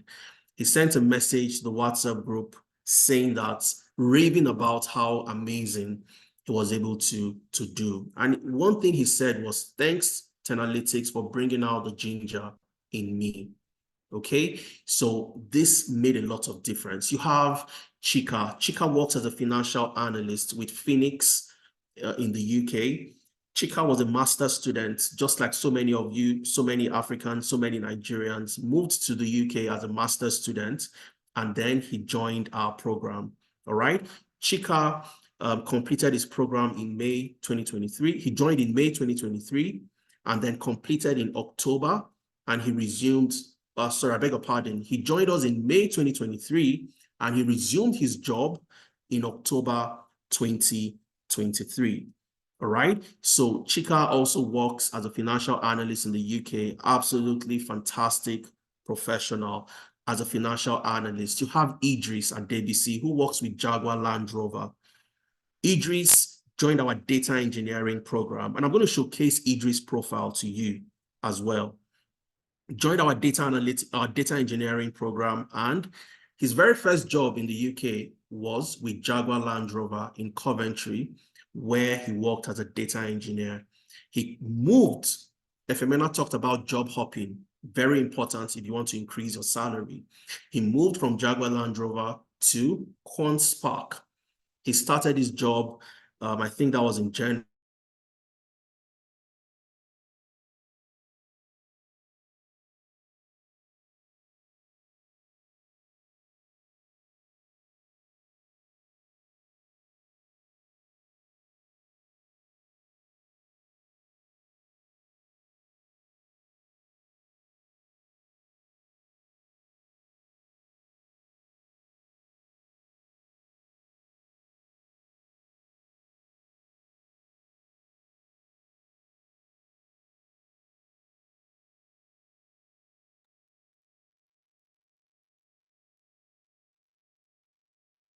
All right, guys. I think that there is something might have gone wrong with the internet, with an internet, which is internet.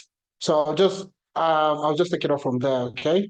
So quite a number of, like I said earlier, yeah, we have when it comes to workings, we do have workings, and that's one thing that most people don't understand, or most people are looking to, looking to see when they're looking to get it started.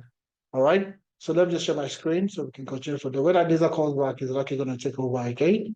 All right, so just give me a second. All right, so we talked about job hopping, or I talked about job hopping when we started, okay, when we're talking about the session. So a lot of people that are looking to get it started, the key thing is to start. Get the first job, get your foot into the door. The moment you get into the door, it's easy for you to move from one job to the other. All right. So a lot of people want to jump and start from the top, and they want to start, at the very highest part, okay, which is very possible. We've seen people achieve it, but you could also start small and grow within that same sector. Okay. And those are the things that you need to understand. And those are the things that we are very intentional about when you go through analytics. All right. So, like Idris at DPC, all right, started as a data engineer with Jaguar Land Rover in the UK, also just completed his master's, went through analytics, was looking for a course that will be able to take him through. So, as a master's student anywhere in the world, okay, as a master's student in the UK, in the US, in Canada, you find out that your master's program is not adequate enough for you to get a job. All right. I have a master's. I did my master's, and I'll tell you for free, I could teach my people. I could teach the lecturers I had in class. All right. Data science, data analytics, because of the experience that I was bringing from Nigeria So a lot of people are looking to get it started. They feel like their experience, the prior experience they had earlier, in their career is not worth it anymore. And the reason why they're looking to start all over again. There are so many personal experience that I've gone through personally, okay, that I'll still share with you, once you're on board with analytics, I'll share with you because literally everybody has been in that situation before. But currently, Idris has moved to his more senior role, working as a senior analytics engineer with QuantSpark in London, UK. You see, and that's the same thing we have with tons of people that have gone through to analytics. Victor also the same thing, HR analytics, data analytics. Was working in the bank, one of the major banks in Nigeria. He got a team lead position just because of that application of analytics within the HR space. All right, he was able to become a team lead in the bank just going through to analytics. All right. So I know Victor, most times, anytime we call him for, to come and speak to potential people that are looking to get this, he's usually very excited because of the kind of opportunity he has gotten.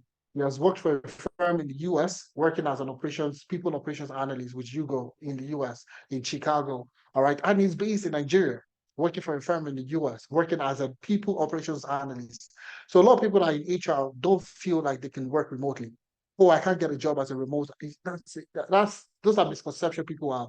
Oh, I'm a financial analyst. Can I get a remote job? You can get a remote job. Do we have proof? We have proof of people working remotely. And those are the things I would explore today in the session. Okay. So that's Victor. Okay. Currently, we also work as a senior HR business partner working with Tangerine Africa, based in Nigeria. And he has grown exponentially in just a space of 2 years that he went through to analytics. He has grown exponentially within the HR ecosystem. All right. But now to also more updates, okay, more people are getting jobs. You can see here, somebody sent an email. I got a job as I got a data analyst offer. Deza, I'm excited to share with you. I received the 44,000 data analyst role a few days ago. If you could recall, I actively participated in the mock up HR analyst interview in October 2023. So when you go through to analytics, we have what we call mentorship sessions, where we have test sessions where we prepare you for potential interviews. So we run questions. It's like a real live interview session where we drill you, all right, on how to answer questions during an interview, and we test. So this person participated in that particular mock session, and thereafter I was able to, go through the training program, was able to get a job, I was able to get started, and those are the things that you get, all right. And that is also Ulwadamilare Iwije getting the job. Also, I got the job. I'm super excited to inform you that to inform you and the entire analytics and reliability team that I successfully landed a role as a sustainability data analyst. These are factual, these are real people getting this job. All right, these are Nigerians, these are Africans getting these jobs in all different countries of the world. All right. So the key question you need to ask yourself now is, what makes you different from these people? What makes it different? The key difference, honestly, guys, the key difference between these people that we're sharing with you and yourself is these people took the initiative to start. Okay, and that's the key thing I like. I've been saying it. We are not saying that you should become you should become an expert. Okay, all right, an industry leader in 3 months. No, that's not the idea. The idea is to put you, to get you your foot into the door. What do you need to learn in order for you to get your foot into the door? And we have proof that it works. And these are some of the proofs that we have. You see, also, this is another person sending me an email saying, "Hi, Ifemena, I trust you're doing great. I come with you with delightful news. I interview with 3 companies and was made offers by all 3 companies. That's the company, PwC, Asset Risk Consultant, and Bank Julius Baer, all based, all right, all top credible organizations in the world. And guess what? She got 3 offers from them. And you can see what she wrote there. All right. I'm sticking with Bank Julius, okay, as a data and business analyst. The pay is great and it comes with great perks, great benefits. So you see, the key difference between you and all these guys and all these people getting these jobs is the ability for them to take that initiative to start. All right. A lot of people will sit on the fence and say that, oh, am I right? Am I smart? Am I this? Am I that? And you put a lot of limitations on yourself on getting started. All right. But you see the people that take that initiative to start, to put their foot in, to say that hook or crook, I need to get this, would help you achieve it. All right. As long as you can say within yourself that if I put my mind to this, I will do it. Okay. We will facilitate. We are facilitators. All right, we'll facilitate that opportunity for you to get the job. All right. So I think Adeza is back. Adeza, if you can hear me, sing yeah. Yeah, I can hear you. Glad Sorry to see about that. I had a little glitch. So I'm just going to take over from here. Thanks for that, Ifemena. So a couple of you are saying that, let's go to the main points. What does it take to start? And this is the reason why so many people still don't have the knowledge and the information that they need to transition, because this is a very important part. At the beginning, everybody wanted to see people that have done it before. Okay, somebody said, it's impossible to get jobs. There are no jobs. And these are people that have gotten jobs. These are people that joined just like you. They joined a free session. This is a free session. Nobody paid to be here. It's a free session. They joined the session, they learned, and they got started. And today they have gotten jobs. All right. So again, like I said, they had to do a couple of things, which if you don't do as a professional, you would always struggle. I'll showcase the very last one for today, which is a young lady called Rita. Now, Rita, with the recent changes in the UK where there's a minimum salary you have to earn in order to get a COS, a certificate of sponsorship. So it moved from around £26,000 last year to about 38,000, about 50% increase. And Rita sent us a message because she had been trying to get opportunities in the UK to transition from her current role into a role that will give her the sponsorship. And she sent us this message simply saying her COS was approved after so many back and forth with HR. All right. But that's not the most important part. The most important part was the fact that she sent a message saying, thank you so much. I'm grateful to 10 Analytics because the program taught me SQL, which I used to get this fixed term contract. Okay, Ifemena talked about contract jobs and how you can get amazing opportunities. So we don't have to bore you with too many testimonials. We have kept a link for you as well so that you can click on that link and go to our YouTube and you see the tons and tons of testimonials across people that have been able to get jobs after joining our program. That's where we do the best work. All right. So you have access to that. You can go watch the videos, and I'm sure you'd learn one or two things.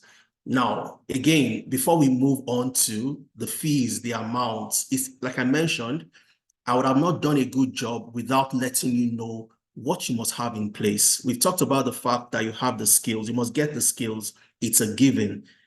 You can learn the skills anywhere. You must also have employability skills. Your CV, your LinkedIn. I showed you a couple of what your LinkedIn must entail, must have. You must have a very good summary, and you must also have experience in a previous organization that shows that you're not a beginner. You are not just getting started. You have done it before. Another thing you must have is a portfolio. You must have a portfolio to show the projects and the quality of the projects you have worked on. All right. And what is a portfolio? A portfolio is what serves as your proof of work. Every recruiter would want to see this. And I'll click on the portfolio of one of our participants. Her name is Victoria. Okay, I'm going to go to Victoria's profile to show you what the portfolio looks like and why you must have something like this. Now, this is Victoria's portfolio. Victoria Uchemadu, all right? And one of the very first projects you'd see is the deep care analysis ER visits. Now, Victoria hasn't worked in the health sector, but she has projects from the health sector. Now, how has this helped our participants? We have over 52 people working with the NHS in the UK, people that have gone through our program, over 52 of them. And part of the reasons why they work with the NHS is because the NHS would give you the sponsorship, the visa sponsorship. They give you a COS. Everybody wants the COS, right? Now, apart from that, they didn't get the job as in the health and care as care workers or as nurses and so on. They got jobs as pathology data analysts, benefits analysts, data analysts, and so on and so forth. All a recruiter needs to see are the quality of the projects that you have worked on. And all you have to do is to also have this on your CV. So once your CV has gone through the ATS, the applicant tracking system, and it matches the keywords for that particular job requirement. All they need to do is come to your portfolio, click on the link, it takes them here, and they click on one of the projects and it takes them to what you have done. And these are some of Uche's Victoria's projects. And this is a project on Tableau showcasing ER visits. How many people visited the emergency room? What's the average age, the average wait time, the average satisfaction score? And anybody who has access to this portfolio can simply interact and see what has been done. And there is nobody that looks at this and would not have a very clear understanding and insights into the type of skills, the quality of your skills, the quality of the projects that you have worked on, and most importantly, the depth of your understanding in this particular area. So this is Uche, all right? And if we go back and see so many other projects for the aviation industry, Redux Airline flight analysis, Express Tech food delivery using Tableau, Nestle product analytics, Zenith Electronics using SQL, and so on and so forth. Recruiters want to see this. It's very important that they see this, and you must have this on your CV. And these are some of the things that would make you successful. So for those saying, oh, I cannot get a job, you don't have a portfolio, how do I assess the depth of your skills? All right. So portfolio is also very, very paramount. And I've talked about what separates people that get the job from people that don't get the job. And I'll be moving clearly into that area. Your CV is very, very key because this is what gives you the entry into the room. If you don't have a good CV, for some people, they use one CV to apply to 100 jobs. If this is what you do, you need to stop it. And one of the things we do for you is a CV review session. And these are the employability skills that I said you must have. The other 50% that if you don't have, you cannot get the job. You must know how to tailor your CV to the jobs you're applying to. All right? You must ensure that the keywords on the job requirements matches the keywords on your CV. And that is what tailoring your CV simply means. You must be able to beat the ATS system, which is the applicant tracking system, which every organization would use to filter out your CV.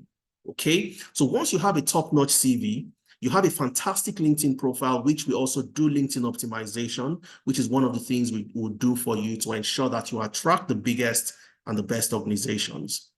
All right. I showed you a couple of LinkedIn profiles. We don't have enough time. I would love to show you more. Maybe at the end of this presentation, when we go to the Q&A, I can show you a lot more on that. If you don't have an Upwork profile, we work with you to create one. If you have one, we help you optimize.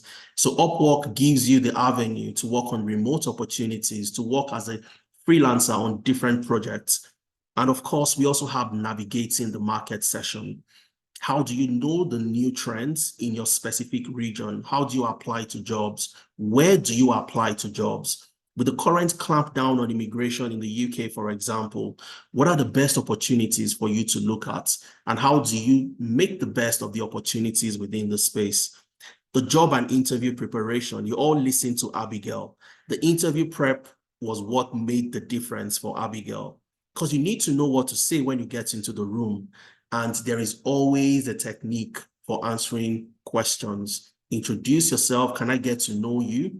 You use a technique called the seat approach.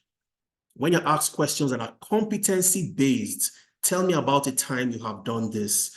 Tell me how you have applied this in your previous experience. When we hire you, you'll be doing A, B, and C. Tell me how you have applied A, B, and C in your previous experience.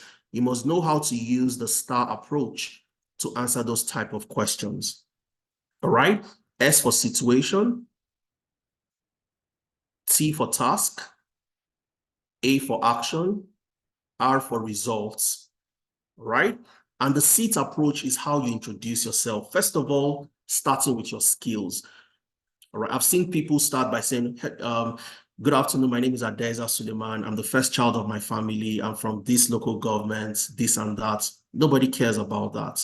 And once you introduce yourself in that way, nobody would want to listen to you anymore. All right. So you talk about your skills, you talk about your experience, you talk about your achievements.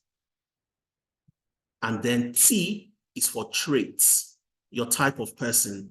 And your traits must always align to the core values of that organization. Okay. And as simple as this is, a lot of people fail, especially with the STAR technique, not knowing how to use it, because the competency-based questions carries the highest mark when it comes to interviews. So interview prep, we work with you to prepare you for your interviews. And of course, recommendation and references. These organizations would want to ensure that you can provide a reference, a referee that can vouch for your experience and for your skills and so on. And level 2 is the weekly mentorship. You have mentors.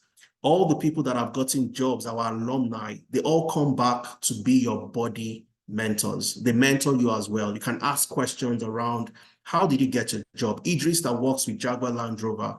Oh, I'm also in the UK. I have an interview from this organization. What do you think I can do? And this is outside your interview prep, which we already have planned out for you, and so on and so forth. You also have on-the-job support. So you get a job today, all right, and you find yourself on a project that seems a little bit difficult than you anticipated. You have Tenalytics to also work with you to help you have a solid footing so that you keep the job and you're able to thrive on that job. And lastly, something we started doing in 2024 is a promise and a guarantee that 1 month after you complete the program, you will get an interview. All right, you would have gotten an interview at least 1 month after you complete the training. Okay, so these constitute the other 50% that would help you land the job. If you are the best cybersecurity analyst on the globe, if you are the best Excel user, the best Python programmer, you won't get the job ahead of that person who can answer questions better than you during interviews, who can sell him or herself better than you during the interview, who has a fantastic CV to even get into the room. Okay, so this constitutes the other 50% of the skills that you need to eventually land the job. And I'm going to walk through all the different programs, how you get started and how you learn with us. Okay, looking at the business analysis is for 4 months. The program lasts for 4 months, 2 months in class and 2 months working on a project during your internship. So for 2 months, you're in a project-based class where you work on projects, real life case scenario. And once you're done after 2 months, you move into the internship. And the internship involves you managing a project where you build a web application. So you would be the business analyst on that project. You'd work with a scrum master, you'd work with the product owner, you'd work with a software developer who would be working on building this application. Okay, and your classes hold on Saturdays and Sundays. Depending on where you are, it doesn't matter. If you're in Nigeria, you're in the UK, you're in Africa, you're somewhere in the US or in Canada, you have a time that fits your schedule. Okay, 11 a.m. to 2 p.m. on Saturdays and 10 a.m. to 1 p.m. for those in Canada. So if you're in the US, you're in Canada, your class starts at 10 a.m. to 1 p.m. Mountain Standard Time. And if you are in Nigeria, you are in the UK, somewhere around Europe, your class starts at 11 a.m. to 2 p.m. West Africa time. Now, on Sundays, you also have a live class. And your class, if you're in Nigeria, if you're in the UK, starts at 2 p.m. to 5 p.m. And for those in the US and Canada, 12 noon to 3 p.m. So you have a flexible time that fits into your time zone, irrespective of where you are. The data analytics has a little bit different structure in terms of the classes. On Saturdays, it's also for 4 months. 3 months learning in a project-based environment, working on projects and case studies for 3 months. And for the other 1 month is where you have your internship, where you get to collaborate with other professionals working on a problem to solve a common problem for a real-life organization. all right? And your classes happens on Saturdays, your live class, where you have a trainer, you have a facilitator like myself working with you, solving problems, working on projects. And your class happens 11 a.m. to 2 p.m. if you are in Nigeria, if you're in the UK, somewhere around Africa, the same time zone. And if you're in the US or in Canada, on Saturdays, your class would commence from 10 a.m. to 1 p.m. Mountain Standard Time, which is your time zone where you are, all right? And on Sundays, you don't have a live class on Sunday. You have what we call the self-paced watch me do it videos. So you have bite-sized videos that you get to watch at your own convenience. All right. So your live class is only on Saturdays, while on Sundays, you watch the videos, you practice the things you see in the videos ahead of the very next class the following Saturday. Okay. And that's the structure of the data analytics program. Now, for financial analytics, it's pretty much the same thing as data analytics. Saturdays are for your live classes. Sundays are your self-paced class. On Sunday, you just get your videos in your classroom.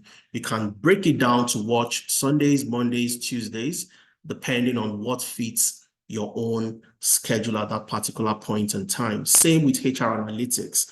The same class structure, just like the financial analytics, is also for 4 months.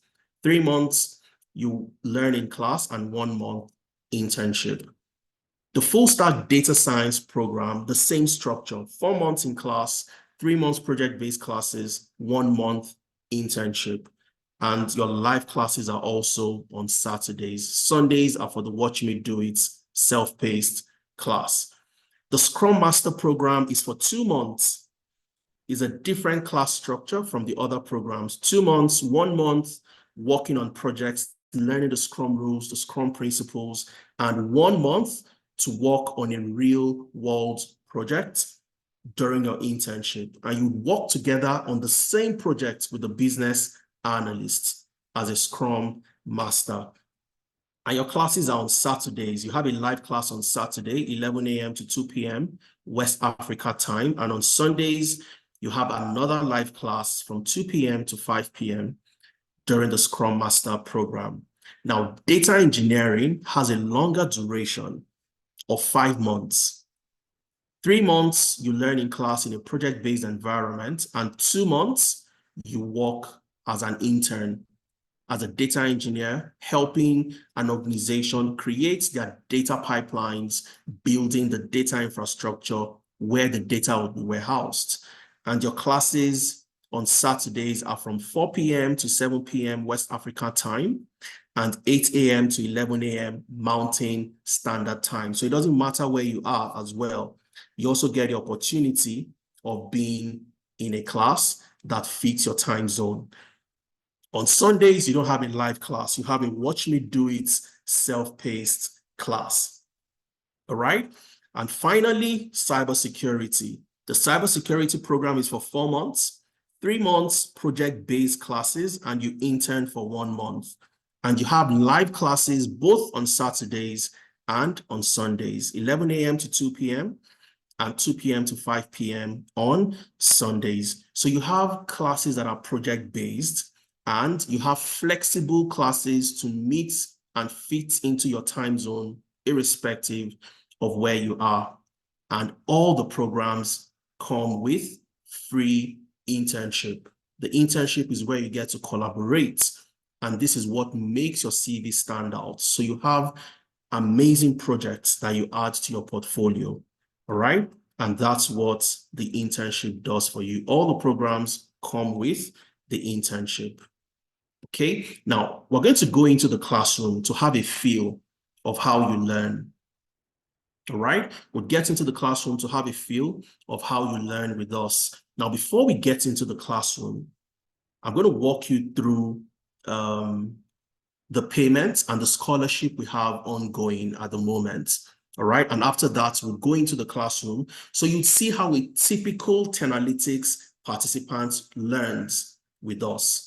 How do you learn? Where are your materials? How do you join classes? How do you book your interview sessions? How do you ask for help when you need help? And so on and so forth. I'll walk you through that when we get into the classroom. Okay. Now, the next cohort starts on the 6th of April. Most of you are aware of that. The next cohort is on the 6th of April, 2024. That's next week, Saturday. But we have a scholarship called the IWD Scholarship. And the scholarship is for the month of March to commemorate the International Women's Day. All right, the month of March is the Women's History Month. And for us at Tenalytics, the focus is to bring in as many women into tech as possible. We started this initiative last year, 2023, where we gave 50% scholarship to 320 women in 2023 to take advantage to get into the tech ecosystem. So in line with the theme for this year's for this year's Women's Day, which is inclusion, driving the inclusion of women, we are also giving a scholarship, 50% across board, to 300 women and 50 men. So last year, it was just for the women, but this time around, we have included the men, but just 50 men to take advantage of the scholarship. Now, the reason why we have also included the men is because the men dominate the tech ecosystem. Only 25% of the roles in tech are occupied by women, just 25%. All right, so the other 75% are occupied by men. So you find them in the leadership positions and so on and so forth. So what we have done is to create a group and a crop of men that would become drivers and also become allies and mentors to include more women into the tech ecosystem. And that's why we've extended this to what? 50 men. Okay. And this is a snapshot of the article posted by Tech Cabal last year, 2023, where they talked about the scholarship we offered to 300 women. The link is also on the slide for you to have a good read when you receive the slides later today. All right. I've talked about the rationale behind the scholarship already, which is because of the underrepresentation of women in tech. And we want to bring in more women into tech. And I'll tell you the reason why women don't get into tech and why they don't get jobs. All right. So for every woman on the call, the reason why women don't get into tech is simply because of the imposter syndrome. Now, what's the imposter syndrome? The imposter syndrome is where you feel that I don't meet the requirements, and because of that, I'm never going to apply to this job. Men would apply when they meet a job requirement by just 60%. Women, on the other hand, would apply when they meet the job requirements by 100%. So you have more men getting the job a lot faster than the women would ever get these jobs. For the people that have gotten jobs, the majority at Tenalytics, they hadn't even completed their program before they got the job. 1 month, 2 months into their program, they start to apply to jobs because that's how we drive you to apply to jobs. Okay, so we want to close this, economic gender gap by bringing more women into the tech ecosystem. And how do you become a part and take advantage of the scholarship? All right, and I'm going to walk you through the payment structure on how you can take advantage of the scholarship. And after doing that, I'll take you into the classroom, show you what the classroom looks like, how you learn. For somebody like Muhyiddin who got a job, how did he learn? What did he do? What's the classroom like?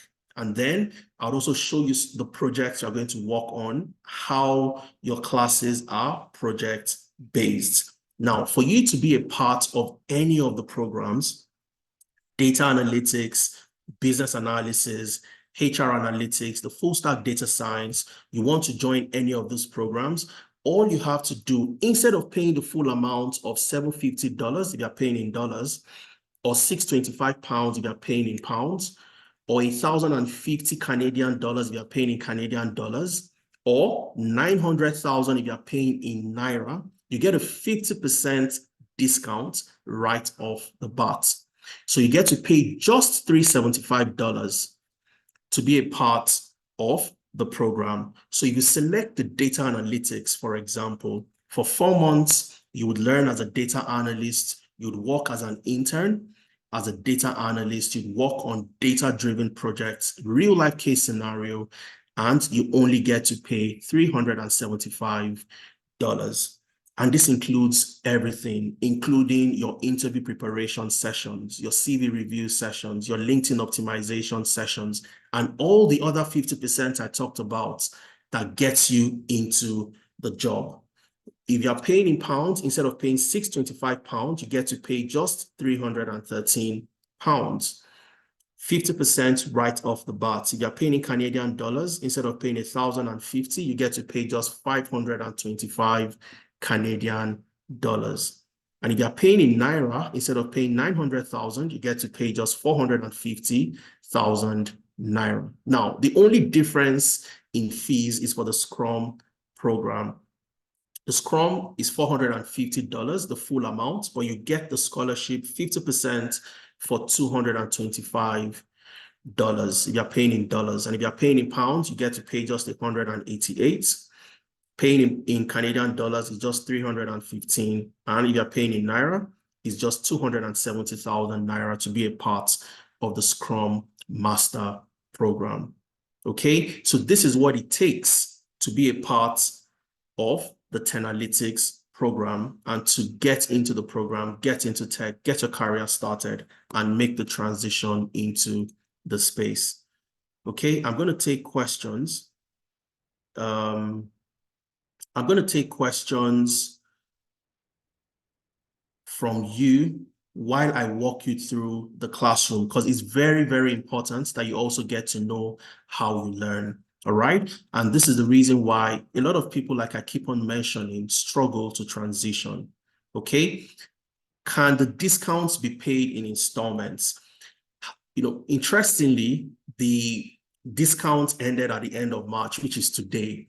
But because we had a session scheduled for today, we extended the discounts by a few more days till on the 4th of April, which is on Wednesday.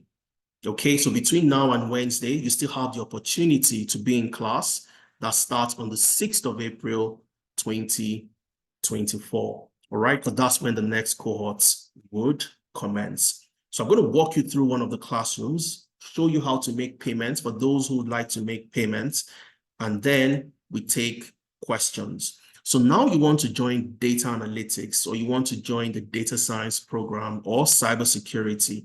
How do you pay to be a part of the program, taking advantage of the scholarship? All you need to do is click on this link, which would also be on the slides. You'd also get that in your email. For those that have stayed up until this moment, you'll receive these details. You click on this link and it takes you to the enrollment center. Okay, now I want to see the specifics of what I'll learn in data analytics. You have access to the brochure. Just click on this link, get access to all the program brochures, and it takes you to the brochure. Now I can click on data analytics and look at the nitty-gritty of what I'll be learning. Okay, so I'll go, you walk through the brochure to see exactly what you'll be learning across all the different modules during your program. All right, for example, you start with problem solving as a data analyst, understanding the problem statements, the CRISP-DM framework, the 5 whys to identify the root cause of problems, the issue tree, the McKinsey-Mason model, and then you move into Excel. So when we say the program is designed for the beginner in mind, is designed with the beginner in mind, your Excel doesn't start with you working on a practical, project where you get to do things that are very difficult. You start from the foundation and you build your way up. You start from understanding the Excel environment. That's where your journey starts from. And then understanding the basic Excel functions. So you have all the breakdown of how you learn, all available in this brochure. Okay. You'd also get to see some of the projects. You saw the Nestle product analysis in Victoria's portfolio. If I go back to Victoria's portfolio, you're going to see the Nestle product analysis. So you can see what Victoria has done. If I click on this link, it takes us to a Power BI dashboard that she built based on that project. Okay, and these are some of the projects you're going to work on, and you see that in the brochure as well. Nestle Product Analytics and so many other things. You get to see your trainer, the people that will train you, the best in class professionals across different regions. Yours truly, I'll be one of your facilitators. You have Efemena, who's spoken today. You'd see Efemena in your SQL classes. You'd see Olugbemi in your Power BI classes. You'd see Oladapo, who is a senior consultant with Deloitte in Bermuda. Oladapo works with the Law Depot and currently in one of the largest insurance companies in Canada as a solutions analyst. You also have Mohammed, who has worked with Alfa Romeo in the US in their supply chain department. He's also going to work with you during your program, and you have Shukrat as well. So you have the best professionals across the globe. But how do you go ahead and make payments? Very simple. I want to register for data analytics. All I need to do, scroll all the way down to data analytics or data science, click on it, and it takes you into where you enter your details, all right?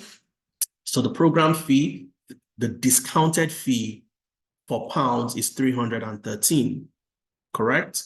You have that in there. You click on proceed to pay, and then you enter your full name.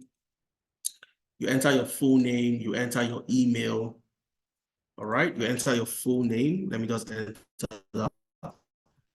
You enter your email, phone number, click on pay card. Enter your card details, and then you click on confirm payments. Now, the moment you make payment, you receive an automated email where you'd have your receipts, the proof of payment, and you'd also have a link for you to fill your details to get into the class.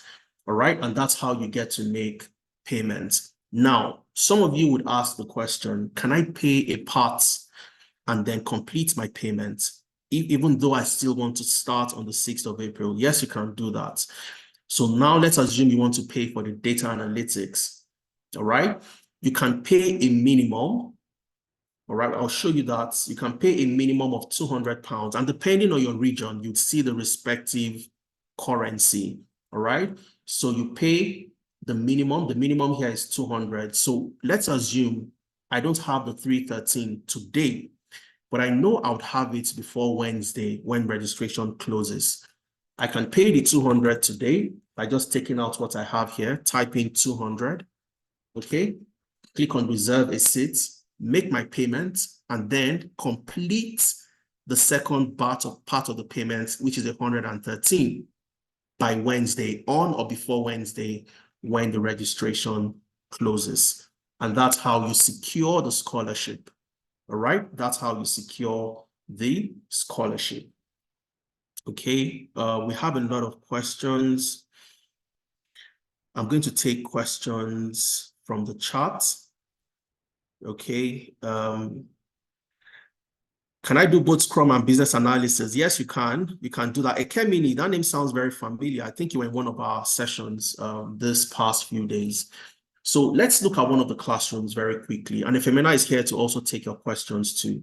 Okay, so I'll go to one of the classrooms to show you how you learn with us when you join any of our programs. All right, now I want to join data analytics. Okay, let's go to the data analytics class that started in April, because they've done quite a couple of things already, and we can see what the classroom looks like. Now, one of the first things you see when you pay to join one of our programs, you would see your group list. The group list is where you find your group members, because you work on group projects together. All right, you work on group projects, you solve problems together, both individual and as a group. Now you have job sites where you can apply to jobs. Okay, now we won't just leave you to go start applying. We show you how to apply, where to apply, how to tailor your CV, and so on and so forth. And I talked about LinkedIn a lot. You have a document that clearly shows you how to structure your LinkedIn summary. Okay, you see the summary on your LinkedIn, you know exactly how to structure. You see the job roles you need to apply to. You have the job roles to consider, because a lot of people make the mistake of saying that, oh, I've learned data analytics, but I cannot get a job as a business intelligence analyst. But that's not true. You actually can. Okay, so we show you how to go through the entire opportunities within the data analytics realm, for example, the business analysis realm, where you have so many derivatives of jobs with different job titles and how to navigate the space. So you have these documents as part of the things you will get, all right? You'd also have your CV templates. Now, for those of you that cannot get jobs, I know Peter mentioned something at the beginning. If you have the wrong CV templates, you're not going to get a job. It's as simple as that. And the CV template you want to take note of is a format called the Wharton CV format. I'm sending that to the chat, the Wharton CV format. So this is a format of a CV that gets you the best results in terms of the ATS. Okay, so after your CV sessions, your CV review sessions, you now know how to tailor your CV using different AI embedded tools like ChatGPT, Jobalytics, JobScan. You will be provided with these templates that you keep on updating to fit the jobs you're applying to, all right? You want to book an interview session, all you have to do is come in here, click on the link. It takes you to a Calendly link. You fill your details, check for the time that is available, click on the date, click on next, enter your name, enter your email, and then you enter the details of the job you're applying to. And somebody would come during that time to prepare you for your interview. Very, very important. And lastly, you have your job application tracker to help you track the number of jobs you're applying to, if you're meeting the targets, and when you need to pick up the pace. Now, going to the very beginning of the program and when you start your class with us, all right? You start from problem solving, and I'm using data analytics as a case study. The beauty of being on this platform is you don't miss anything. So if you miss a class on a Saturday where you did problem solving, for example, you have your slides. All you need to do is come back to the slides. You have your class recording. You click on the link to the class recording and you have access to everything that happened in that class if you missed. And another beauty, because we know that so many of you are new and transitioning, and you will face problems. You will face challenges as newbies transitioning.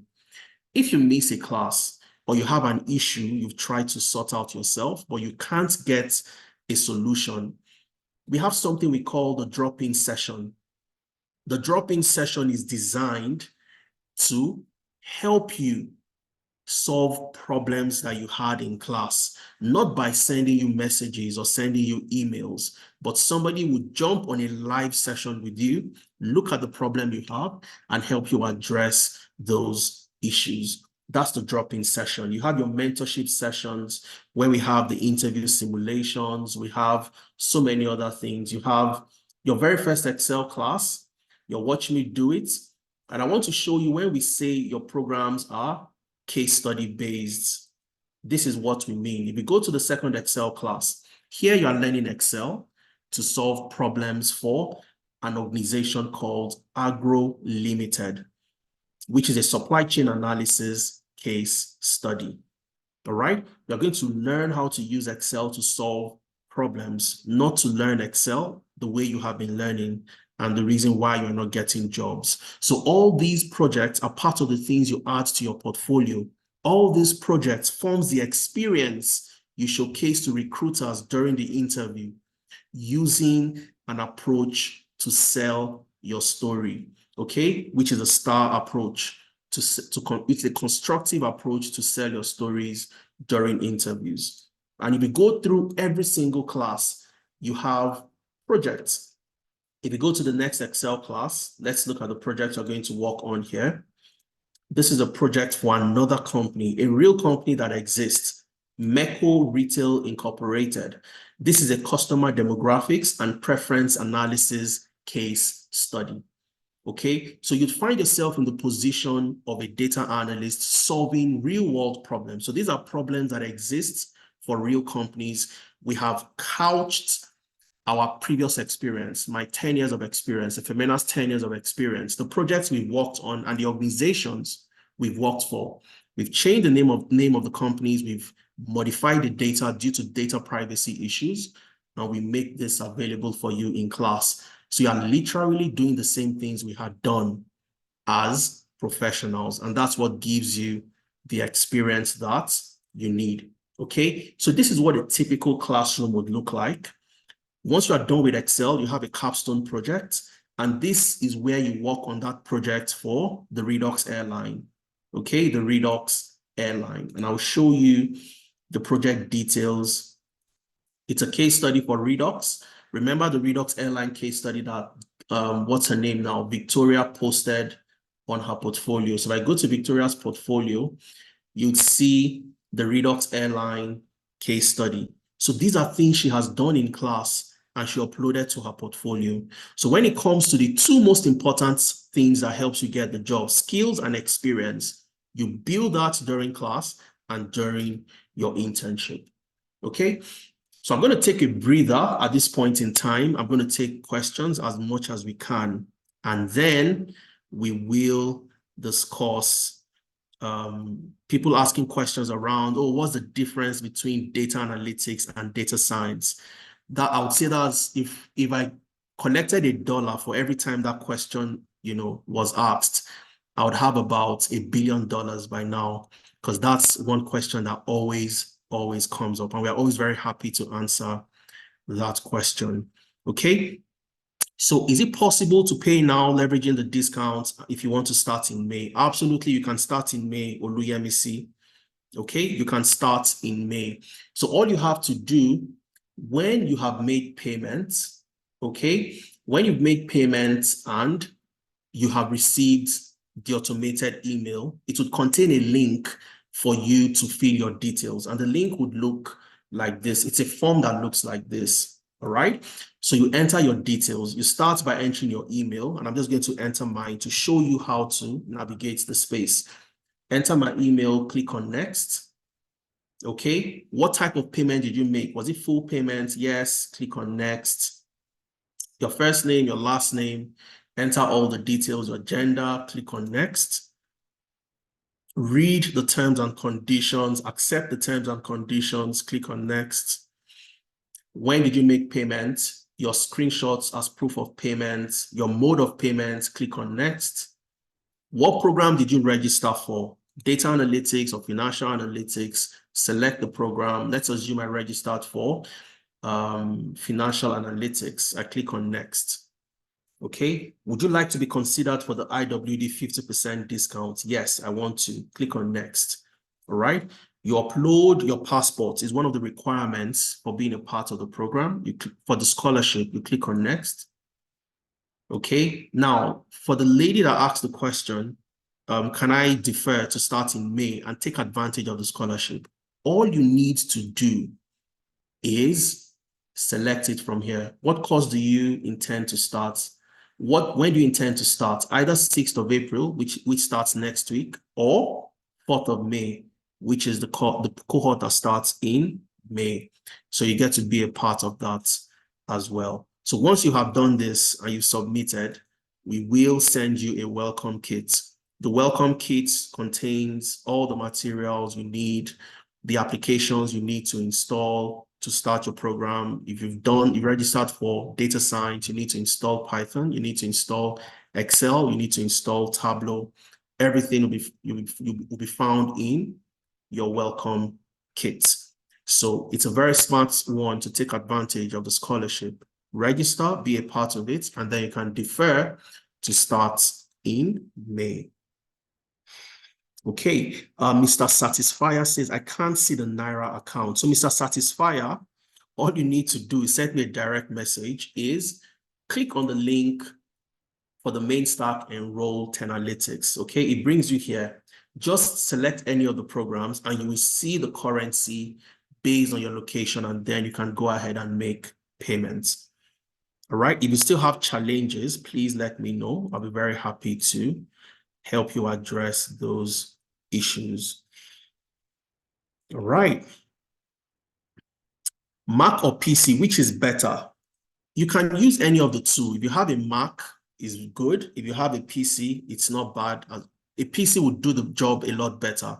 All right. You won't have issues at all with a PC because a PC would have Windows, and Windows is Microsoft. Your Excel is Microsoft. Your Power BI is Microsoft. Of course, this also depends on the program you've registered for. Okay, it also depends on the program you registered for. Does the fee include the exams for Scrum? No. Any exam you decide to take is totally dependent on you. All right, we prepare you for the job. That's what we do. Prepare you for the job, prepare you to get the job. You decide to want to take any examinations, 100% at your discretion. Okay, if you paid for the May program, you would not get your welcome kit yet. So those starting on the 6th of April will get the welcome kits, because I can see somebody asking me the question in the chat. So you get your welcome kits about 2 weeks before the program commences. All right. Okay. Somebody asked a question on the difference between data analytics and data science. I don't know if you want to take that question. What's the difference between data analytics and data science? Or do you want me to just go ahead and explain that? I'd be very happy to. Yeah, I think I could take that. That's a very interesting question, and that's like you mentioned, yeah, that's like a very that's a very very common question that comes up every single time. All right, so just give me a second. I'm going to share my screen so it's easy for me to just write and talk about it. Okay. Give me a second. All right.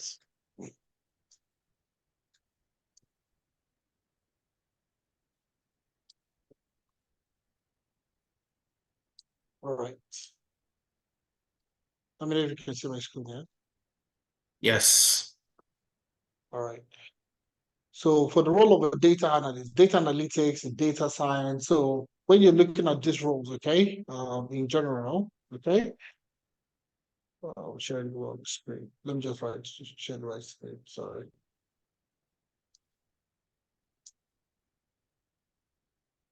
So guys, this is the time to ask all the questions you have. Any question, please, we're in the Q&A. Ask any questions you have today, and we will be very happy to answer all your questions. All right, over to you. All right, so when you're looking at data, when you're looking at the data ecosystem, okay, when you're looking at the data ecosystem, okay, you have the data analyst, okay, and you have the data scientist, okay. Well, we still have one more, but since the question is just about the third person is a data engineer, okay, all right, but we'll just focus on these two guys. All right. Now, these two roles, data analytics, data analyst, and data scientist, okay, what makes them very important and very much in demand in the organizations that they work is because businesses have what we call questions, okay? Businesses have questions that they need answers to. All right. So if you're working in an organization now, okay, take for example, even if you're selling a product, okay, say take for example, you personally, if you have your parent or you have a friend that has a business, now you could ask the question, okay, are you making money with your business at this point in time? That's a question. You're asking the friend a question, or even you're asking yourself a question. Am I making money? Is this business profitable? All right. That's a very key question that you need to answer. All right. You can ask questions like, what was your total profit last month? That's another question that you need answers to. Now, these are business questions that every organization they are looking to get answers for. Okay. Now, what makes these two guys, make them very in demand is because they use data in answering these questions. All right. They use data to answer these questions, these business questions. All right. Now, these questions, okay, there are three types of questions that we are going to be looking at. There are three paramount questions that every business is trying to answer. The first question is, what happened? Okay. What happened? Okay. And the next one is, why did that particular thing happen? Why did it happen? Okay. Why did it happen? And the third and last one is, what will eventually happen? All right, what will happen? All right, so these are the three key questions. Every single business you see on the surface of the earth, all right, they need answers to these three questions. What happened? Why did it happen? And what will eventually happen? All right. So in analytics, they give them a name. This is what we call descriptive analytics. Okay, descriptive analytics. That's when you're trying to describe an event. You're trying to tell a story on what happened. You're describing an event that had happened. Okay. The next one is to diagnose. Okay. Okay. Diagnostic. Okay. Diagnostic analytics. Okay. And the last but not the least is predictive. Okay. Predictive analytics. So you have descriptive analytics, diagnostic analytics, and predictive analytics. Diagnostics is to diagnose. You're trying to find out the reasons why certain things happen. And the last one, which is predictive analytics, is you're trying to forecast, you're trying to predict what will happen. So descriptive analytics, diagnostics analytics, and predictive analytics. Now, what makes these two guys very important? Okay. Now let's take a very simple business. Let's just take a very, very interesting business. Let's say analytics. Okay. Let's use analytics as a business. Okay.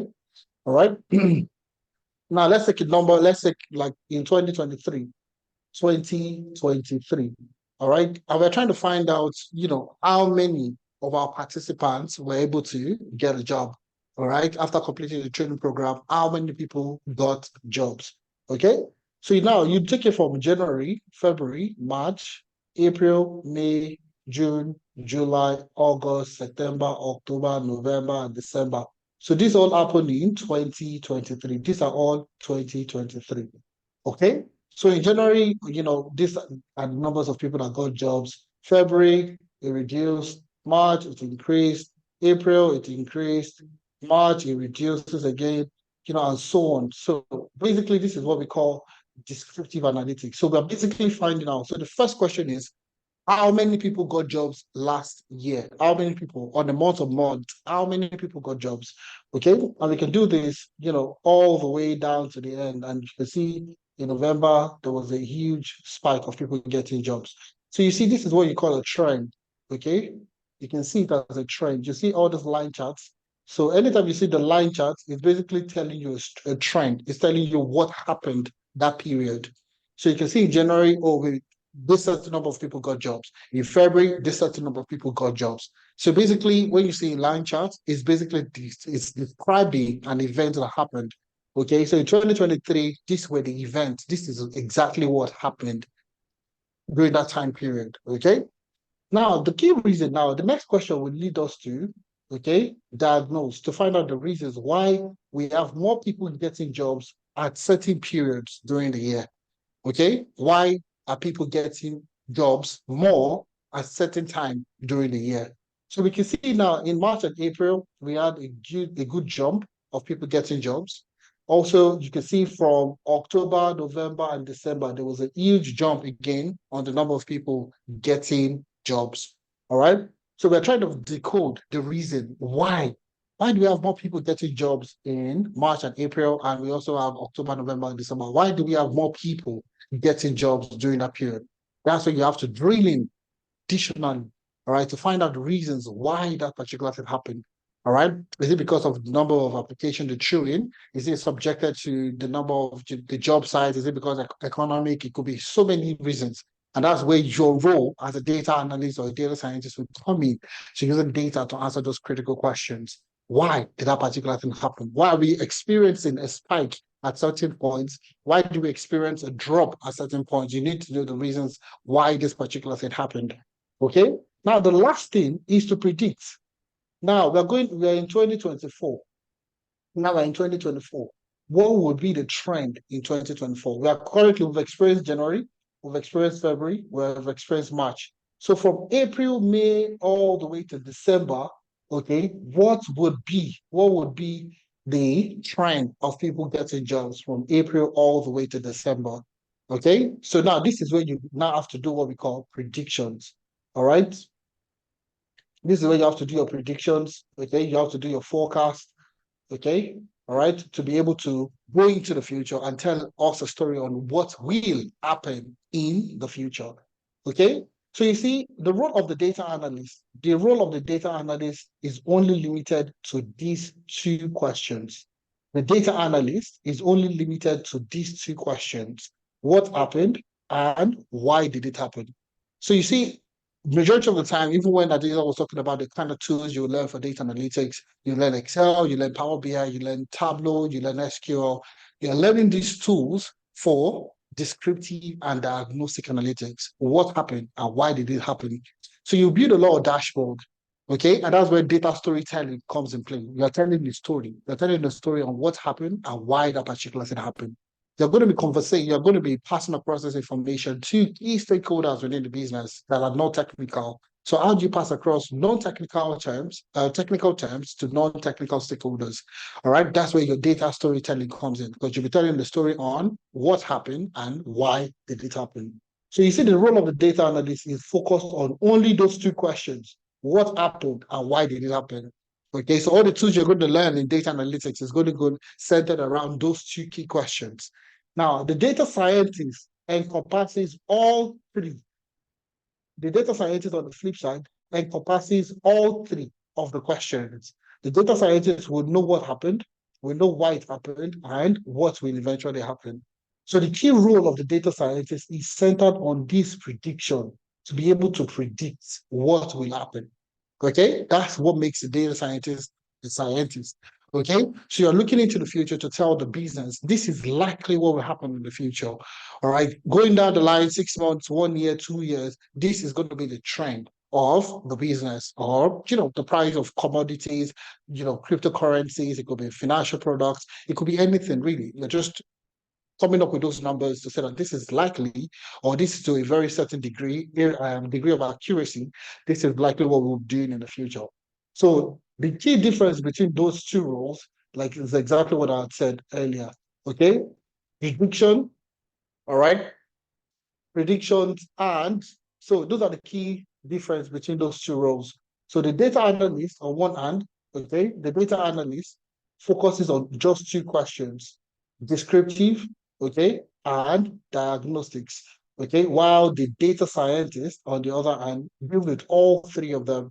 All right, descriptive, diagnostics, okay, and predictive analytics, all three of them. Key focus of the data scientist is prediction, to be able to predict, and that's where you apply statistical models, okay, statistical models, machine learning, okay, and so on and so forth, in order for you to predict the future events. So based off this, I want to believe that you know the difference now between the data analyst and the data scientist. Okay, so the role of the data scientist, even though it encompasses a bit of data analytics, it encompasses quite a number of analytics, but the key focus of the data scientist is on prediction, machine learning, statistical modeling, and so on and so forth. All right, there's still more.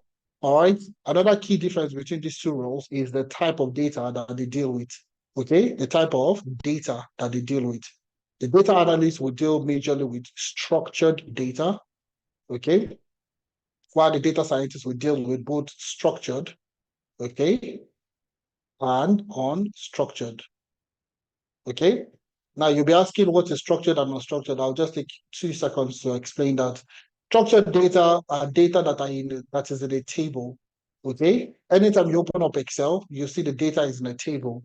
So that's what we call, structured data. So basically, they come in rows and columns. Okay, they come in rows and columns. So that's what we call a table. A table is a structured data. So if you go on Excel today and you open up Excel and you see data in Excel, it's structured. You see rows and you see your columns. Okay, that's a structured data.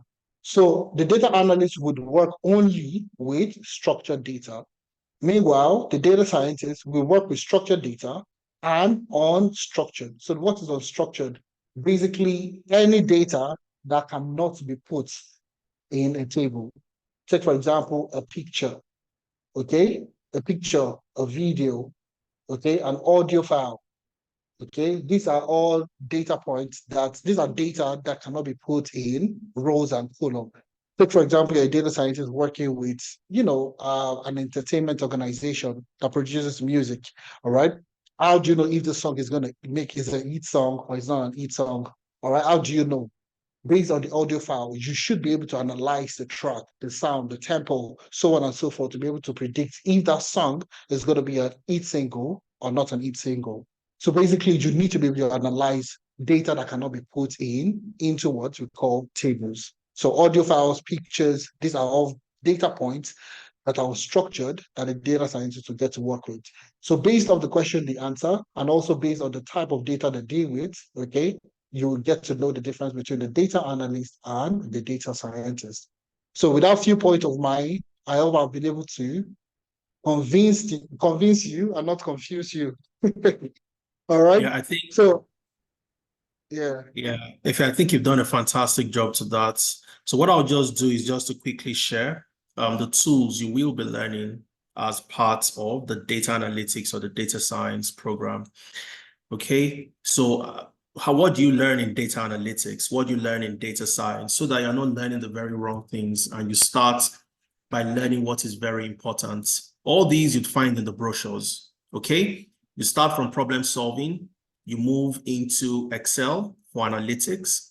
You learn SQL. SQL is a common denominator across all data roles. You must understand SQL, structured query language, to interact with databases. You learn with Power, you understand Power BI for data visualization. You move to Tableau for data analytics and data visualization. And this gives you the opportunity to apply to even more jobs, because some organizations would have a preference for Tableau, while some would have for Power BI. So if you know the two, you can apply to a lot more jobs. Data storytelling, where you tell a story in a way that the people that should take a decision know the right decision to take based on your analysis. You learn Chat GPT, prompt engineering for data analytics, and Microsoft Fabric for analytics. Microsoft Fabric is a new recent technology by Microsoft. It's a platform that encompasses so many different analytics value chain, from you being able to write SQL queries in one platform, you being able to create a dashboard on that same platform and collaborate. So these are the things you learn in the data analytics. And of course, the data science, like Femena mentioned, the very first foundation for predicting and seeing into the future is what? Statistics. You would enjoy learning statistics for the very first time, in knowing how to use statistical models and forecasts to predict and know what would happen in the future. You would learn Excel, but your Excel will be tailored towards predictive analytics. You'd learn Tableau, you'd learn SQL, then you'd move to Python. I mentioned this the other time. People take it the other way around and they start learning Python and they get so confused and they crash out, or they have a very tough learning curve because they've started with the wrong things and not the foundation. You'd use your Python for exploratory data analysis, machine learning, computer vision, and you'd also learn GitHub for version control, and GitHub and ChatGPT Copilot for data science. And of course, you'd also learn Microsoft Fabric as a data scientist. Okay. Now, what's the difference between business analysis and data analytics? They are totally two different career paths as well. And people make the mistake of thinking they are the same, but they are totally different. As a business analyst, your focus in the organization is on the processes. Every organization comprises of people, processes, and technology. All right. As a business analyst, this is where your business lies. So you're a professional that does what? You analyze the processes, number one.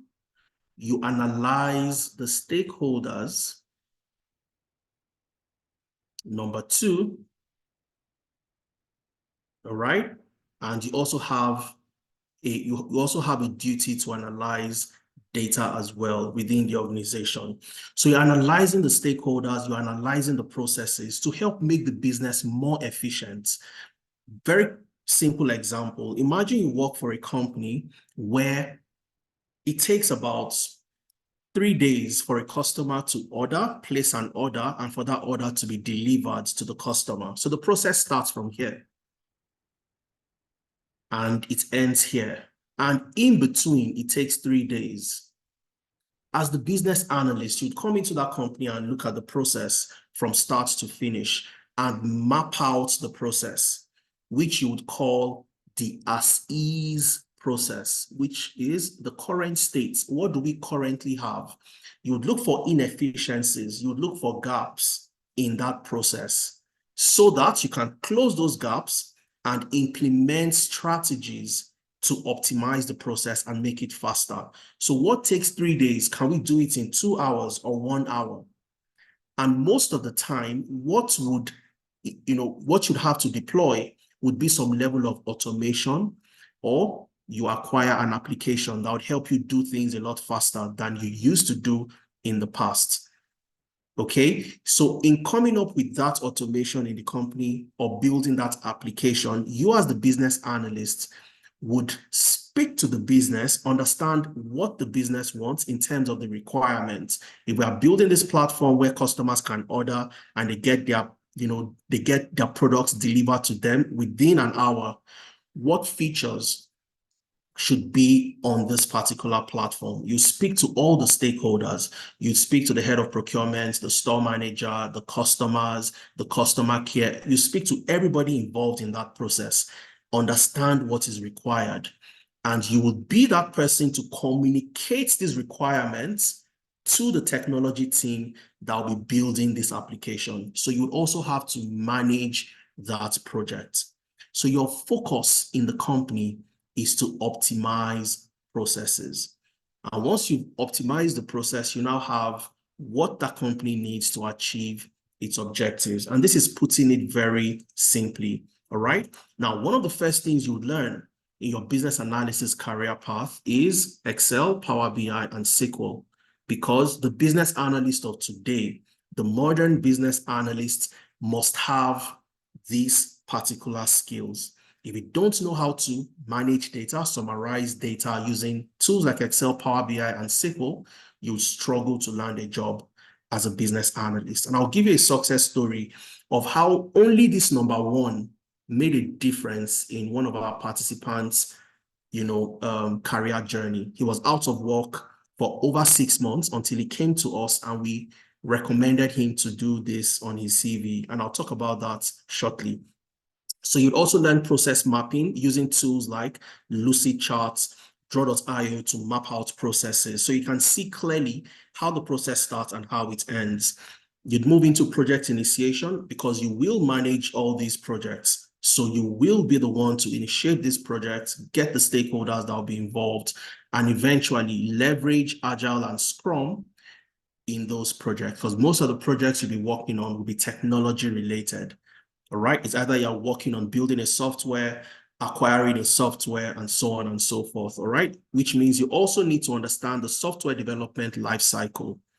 When you're interfacing between the business and the technology team that is building that application or software, you need to know how the software is planned, how it is designed, how it is tested, how it is deployed, how it is maintained, and so on and so forth, which is a software development life cycle. All right, you'll understand requirements fundamentals, how to gather requirements, how to build a business requirement document, elicitation, which asking the right type of questions, setting up sessions, workshops, meetings, interviews to get the right type of answers and requirements that would help solve the problems, analyze stakeholders, engage stakeholders, the best way to communicate, how do you manage stakeholders, and of course, ChatGPT for analytics. Very, very important aspect of the business analysis program. And your project would be managing a web application project. Real world project, real life, you'd work with a real software developer to build this. I want to show you somebody very, very important and how Excel, Power BI, SQL was what made the difference for him as a business analyst. Okay, so for people who were asking about success stories, you have more than enough. but we don't want to bore you with all of this, but I'm going to talk about this guy very quickly, okay? His name is Olamide. Olamide came to us last year, July 2023.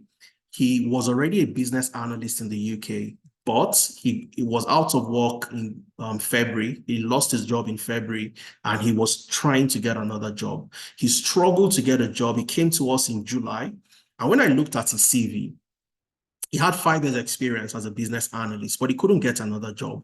One major gap was the fact that he didn't have Excel, he did not have Power BI and SQL. So I advised him, Olamide, you need to join our business analysis.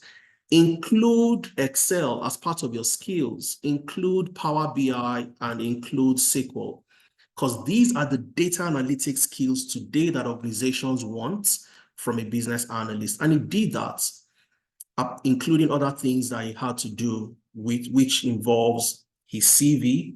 He had about, I think, 4 to 5 pages, which is ridiculous, of course. We worked on the CV, reduced it to 2 pages. Of course, we did a lot of things. You don't highlight responsibilities. You want to put your achievements. So he did this, including some other review. And this was in November when he got the job, and he sent me a message. Hi, Adeza, how are you doing? I got a business data analyst job. And I want us to take note of the job title. It is not business analyst. It is what? Business data analyst. And what made the difference for him? Excel, Power BI, and SQL. All right. Thank you for your support these past few months. I really appreciate. And of course, he sent me another message in December talking about, thank you for being a helping hand for me this year in 2023. And this is Olamide and his story. And this is also how data analytics, adding that to your business analysis skills, Excel, Power BI, and SQL, most especially, would get you that job a lot faster than you could imagine. Okay, so I thought it was very important that I showed you Olamide's story because that's also phenomenal. Listen to Toyin Olugbemi Oluwatosin that works as a fraud analyst. Benga, who was out of work for 2 years, currently works in Poland. He was also able to transition after joining our data analytics program. And there's so many other professionals that you would also get to learn from. Okay, so I'd go back to the breakdown of the programs for those asking. For the Scrum Master, somebody was asking the other time, oh, how do I get a job if I'm in the UK, and so on and so forth. Maybe you missed the beginning of where we started from. You never tell anybody, any recruiter, that you are new into the space and you just learned. You don't do that, all right? A Scrum Master is simply a professional that deploys the Agile framework on projects. So project management comprises of 2 major categories, okay, or 2 major methodologies. Project management, let me write this a bit better. Project management comprises of waterfall and Agile, okay? And I like to use the jollof rice analogy to explain. Now, the Agile methodology is where the Scrum Masters thrive. That's their bread and butter. They leverage the Agile methodology. But what is Agile? What is waterfall? Now, imagine you were cooking jollof rice, okay? To cook jollof rice as a project manager leveraging waterfall, you will get all the ingredients you know that you need to have to cook your jollof rice. You get your rice, you get your Maggi, you get your tomatoes, your onions, everything. You have them. You start by boiling your water. You follow the process. You cook the jollof rice, and then you serve the jollof rice to your guests. Okay? That's typically the way the Agile methodology works. It is very predictive. It is what? Predictive. You know everything that you need to do to complete that project, your resources,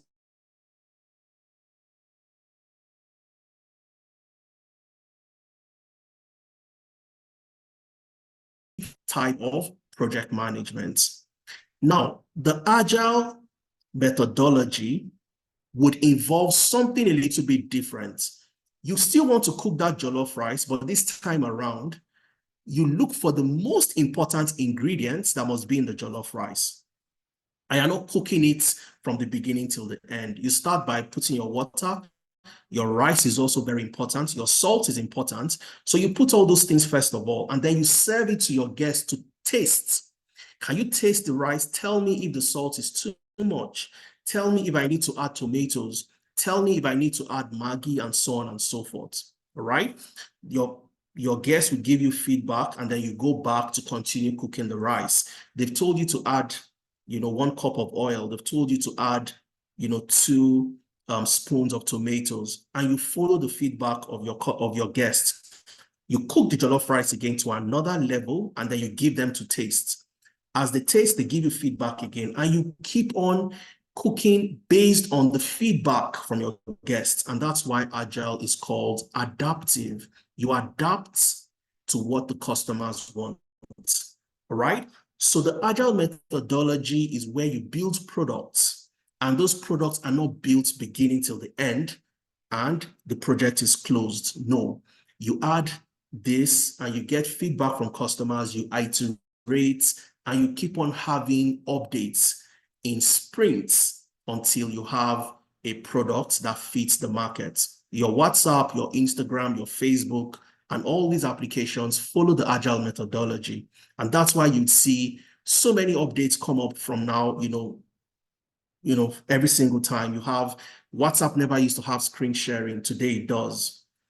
Facebook never used to have video, uploading of videos. Now you do, because all these things are gotten from feedback from customers, and these updates are in increments. Okay, and that's what the Agile methodology is all about. And the Scrum Masters are the people that focus on the Agile methodology. So that's how you learn in the Scrum Master, being a Scrum Master. And during the Scrum Master program, you also would get to learn all the skills to help you handle projects within the Agile framework. All right, so you start from the introduction to Scrum, and then you move into, the Scrum teams.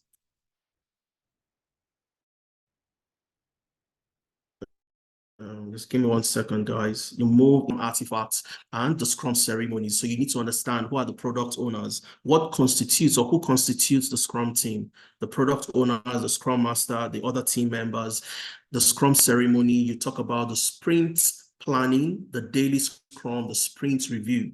So once you are building that product, like you're cooking the jollof rice, but you're not cooking everything at once, your sprints are those sessions where you are working on cooking that rice, but not cooking everything. You are cooking the very important aspect of the rice that you feel is important, the important features, and you can give to your guests to taste. So your sprints are done in 2 weeks, in 1 month, as the case might be, where you build those important features and people can test. You can get feedback during your sprint review and go back to make adjustments. You learn about the Scrum artifacts, increments, the sprint backlog, the Scrum events. You'd also get to learn how to implement Scrum on a larger scale across different teams, which is the Nexus Scale Scrum. And we also prepare you for the Professional Scrum Master certification.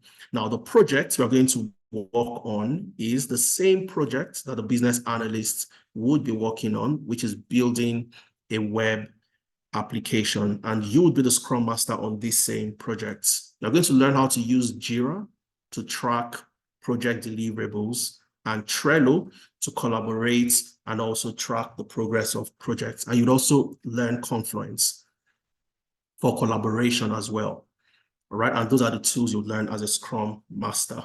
Okay, I think I answered that question for the person that asked. But like I mentioned earlier, all these things, you find them available in the brochure once you click on the enrollment page. I completed my master's program in project management. The best option for you, LD, are 2 options.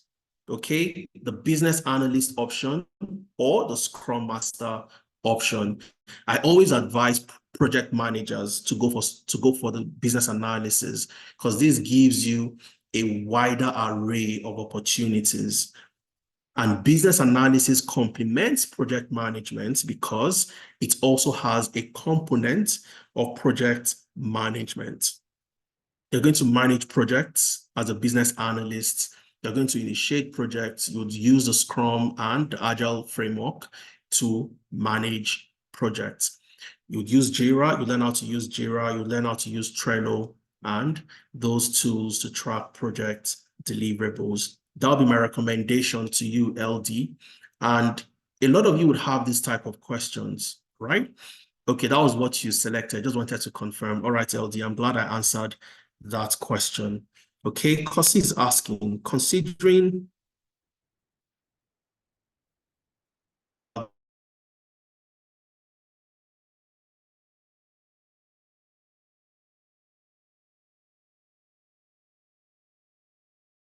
previous experience to have a flavor of the new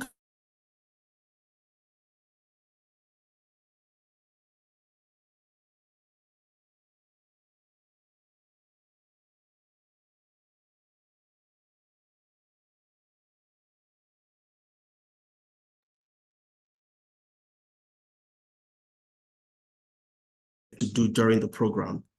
Okay, then you go back and tailor your experience.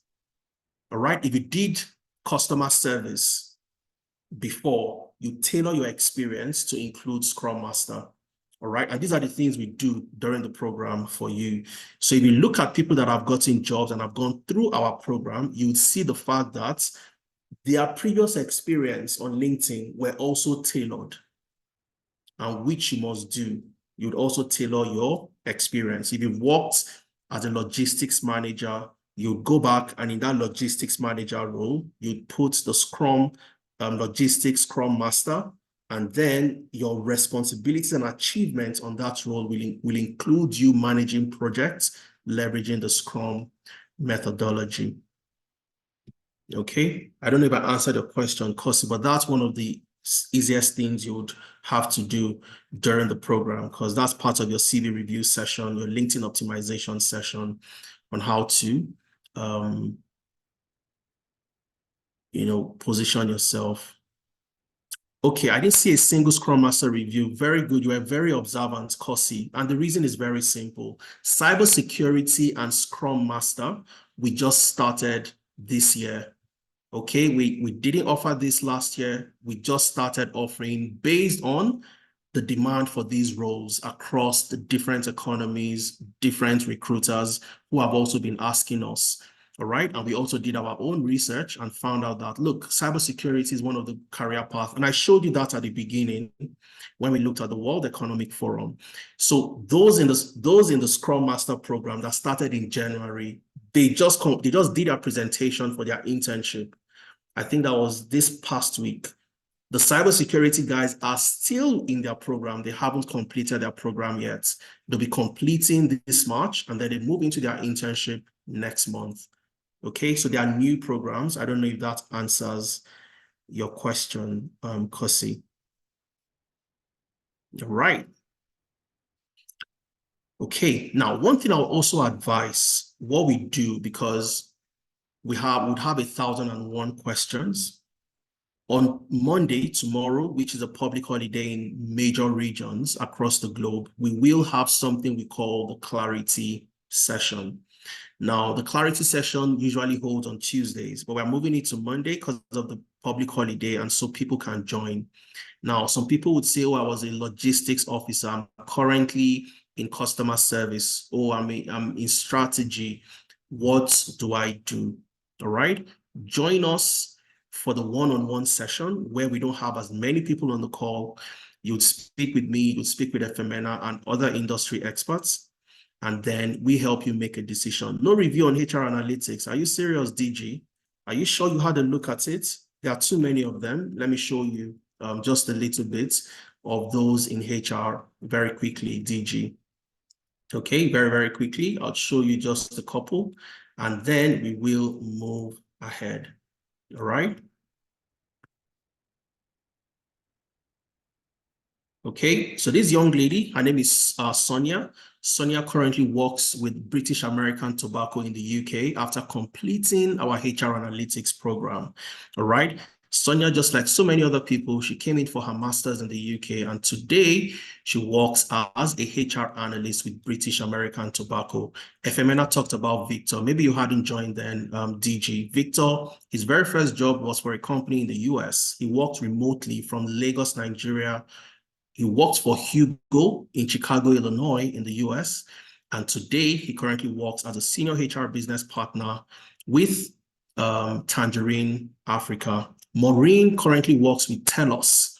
I use the Telos network. My modem in Canada is Telos. Telos is one of the largest telecommunications company in Canada.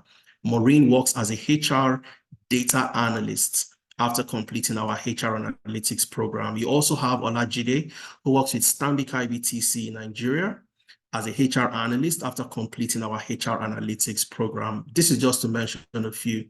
So like I mentioned to you guys, follow us on Instagram, follow us on Facebook, follow us on Twitter, follow us on LinkedIn.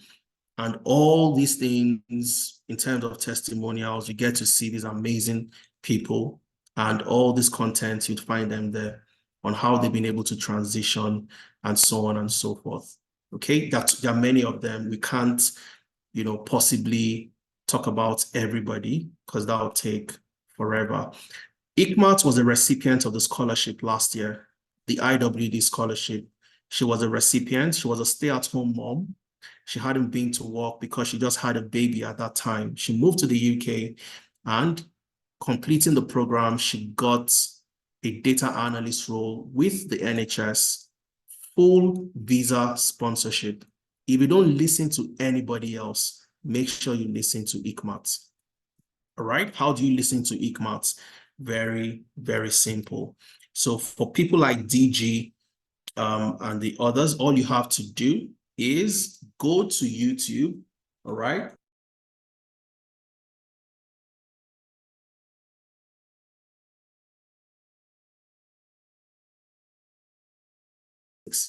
All right, search for Tenalytics and then click on our Tenalytics logo.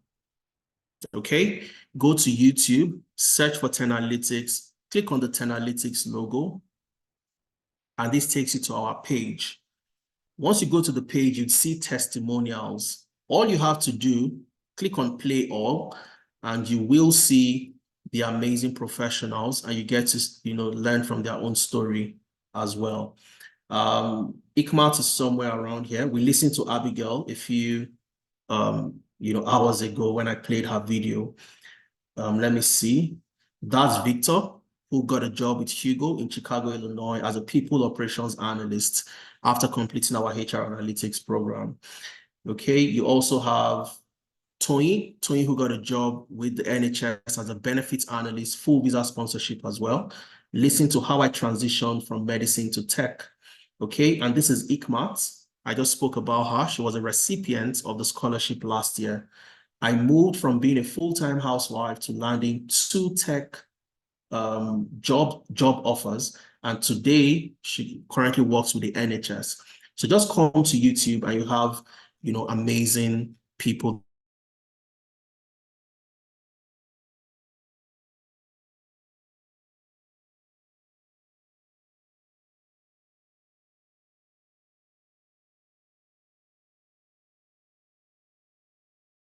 on our platform.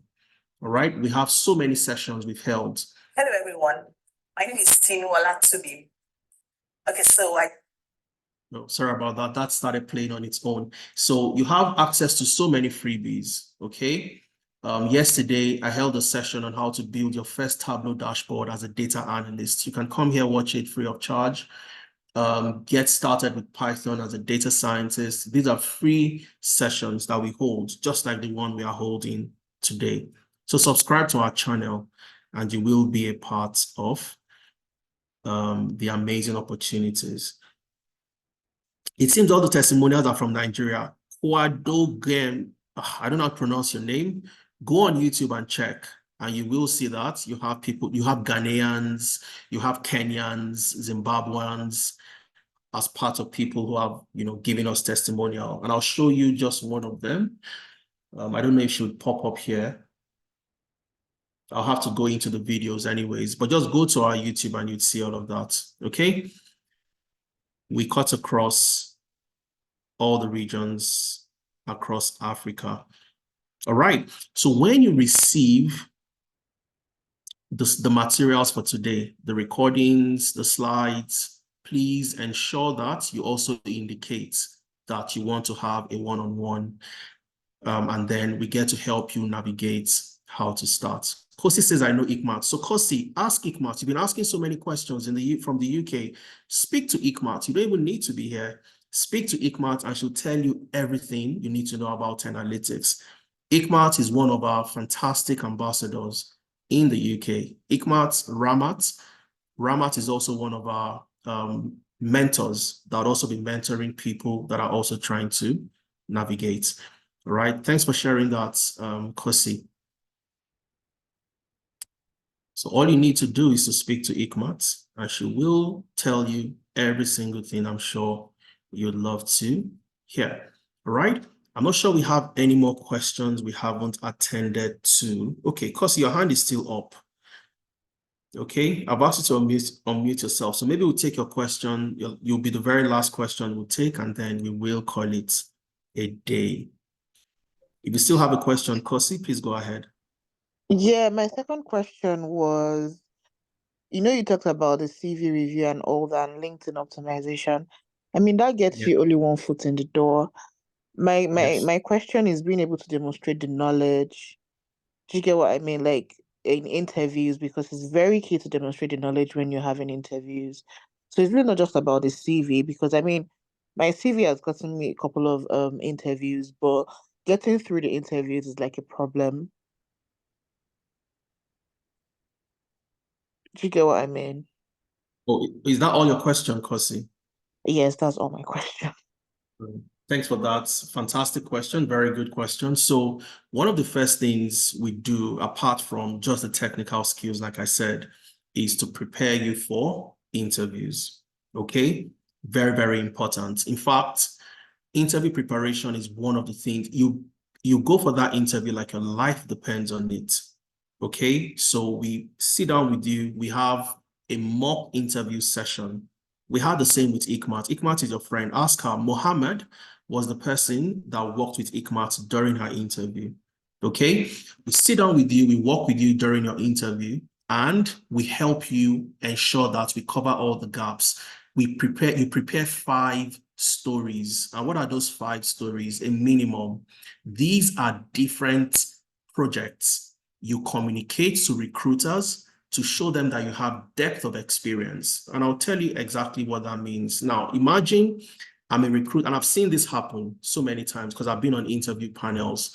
You ask somebody a question. Oh, tell me about a time where you managed a difficult stakeholder. Okay? And they talk about a specific project. Oh, there was a project I was involved in when I was in the banking industry. It involved the consolidation of all customers' data. They answer that question. Now you ask them a different question again entirely, and then they still refer to that same project in the banking industry. You start to know that there is, there are gaps in the knowledge or the experience of this particular candidate. So the first things we do with you is to prepare those 5 stories. If you have an interview for an hour and a half, you would not exhaust those 5 stories, which are the 5 projects that you will have to communicate. Now, that's on the one hand. On the other hand is the confidence that comes with the skills. Now, let's look at, I talked about the fact that the Scrum Masters recently just wrapped up their internship. They had a presentation this past week, and their final presentation is this coming week. And I want to showcase the projects that they worked on during their internship. All right, very, very important as well, because this is where you build your skills. Okay, let me see, we have the video. We should have the video here. Yes, project overview. All right, so just sit back and listen to what the project entails. And then you would understand clearly how rich this project is. And like I mentioned earlier, Kosi, it is a real life project. It is not simulated. You will work on a project, you will build an application, and you'll be the one to manage the application. You'd have meetings every single week, your different sprints, your sprint review. You'd work with a software developer who is building this application. So just listen in and listen to this particular project that you're working on with the business analysts.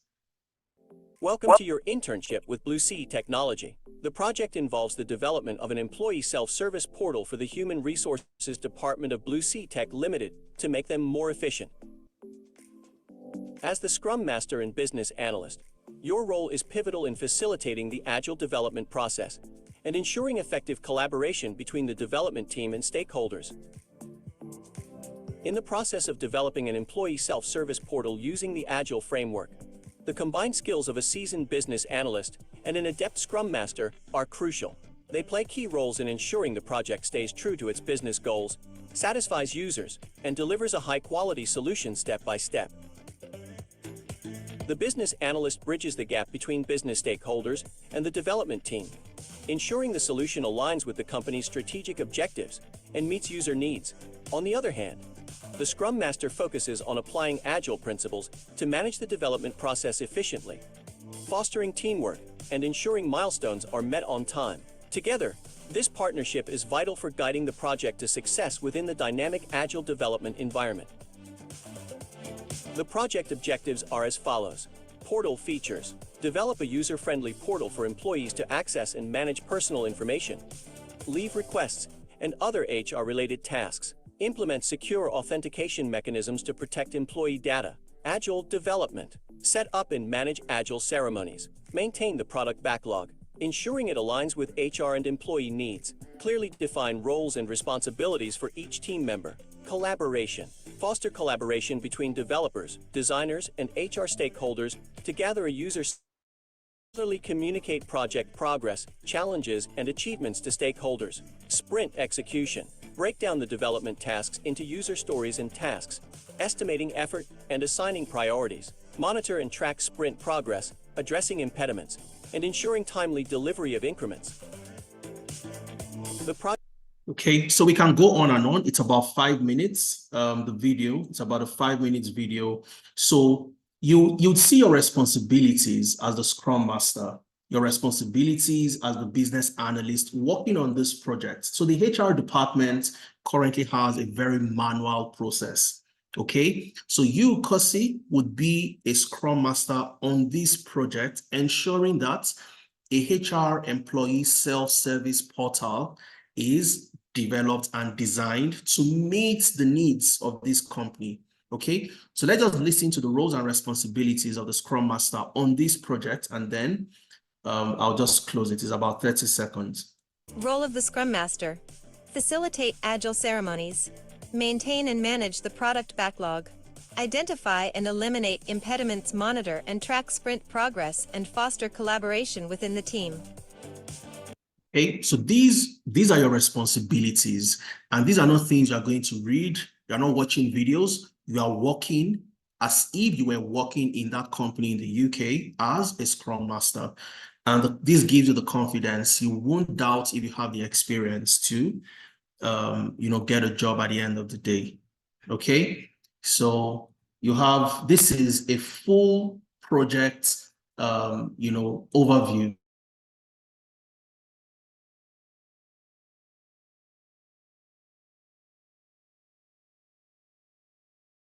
The BA and Scrum Master March Internship 2024. You have a group list which shows the groups and how you would learn, how you'd work together in groups rather. You have meeting with stakeholders, you have your recordings. Every session you have recordings for that. What else do you have here? Your introduction, there's an introduction to the overview of what your internship at Analytics would look like, okay? All these are, proprietary data. You would not find this anywhere else on earth. They are proprietary, that projects that we have worked on, projects that the industry experts have worked on, and we created and curated this project for you. All right. So no two cohorts would have the exact same type of outcome, because you don't bring your own experience, you bring your own knowledge, and you have the guidance of somebody who would review and tell you what you've done right and how you could have done it better. There is no better way to learn than this, Kosi, in order to get your confidence and your experience level to where it should be. Okay? And of course, make sure you speak to ICMAT. All right? Speak to ICMAT. You would learn a lot from ICMAT. Maybe I'll just play ICMAT's video and then we'll call it a day from there. ICMAT's video is just 2 minutes, very short. I'll play the video and then we will end our session from there, because ICMAT, like I said, is phenomenal. You'd learn something from her. So let's listen to ICMAT and then we call it a day.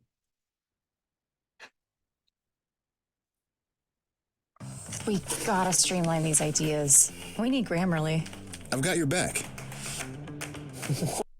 Hi everyone, my name is Ikmat, and I was with the March cohort in Analytics, and joining Analytics has been the best decision so far.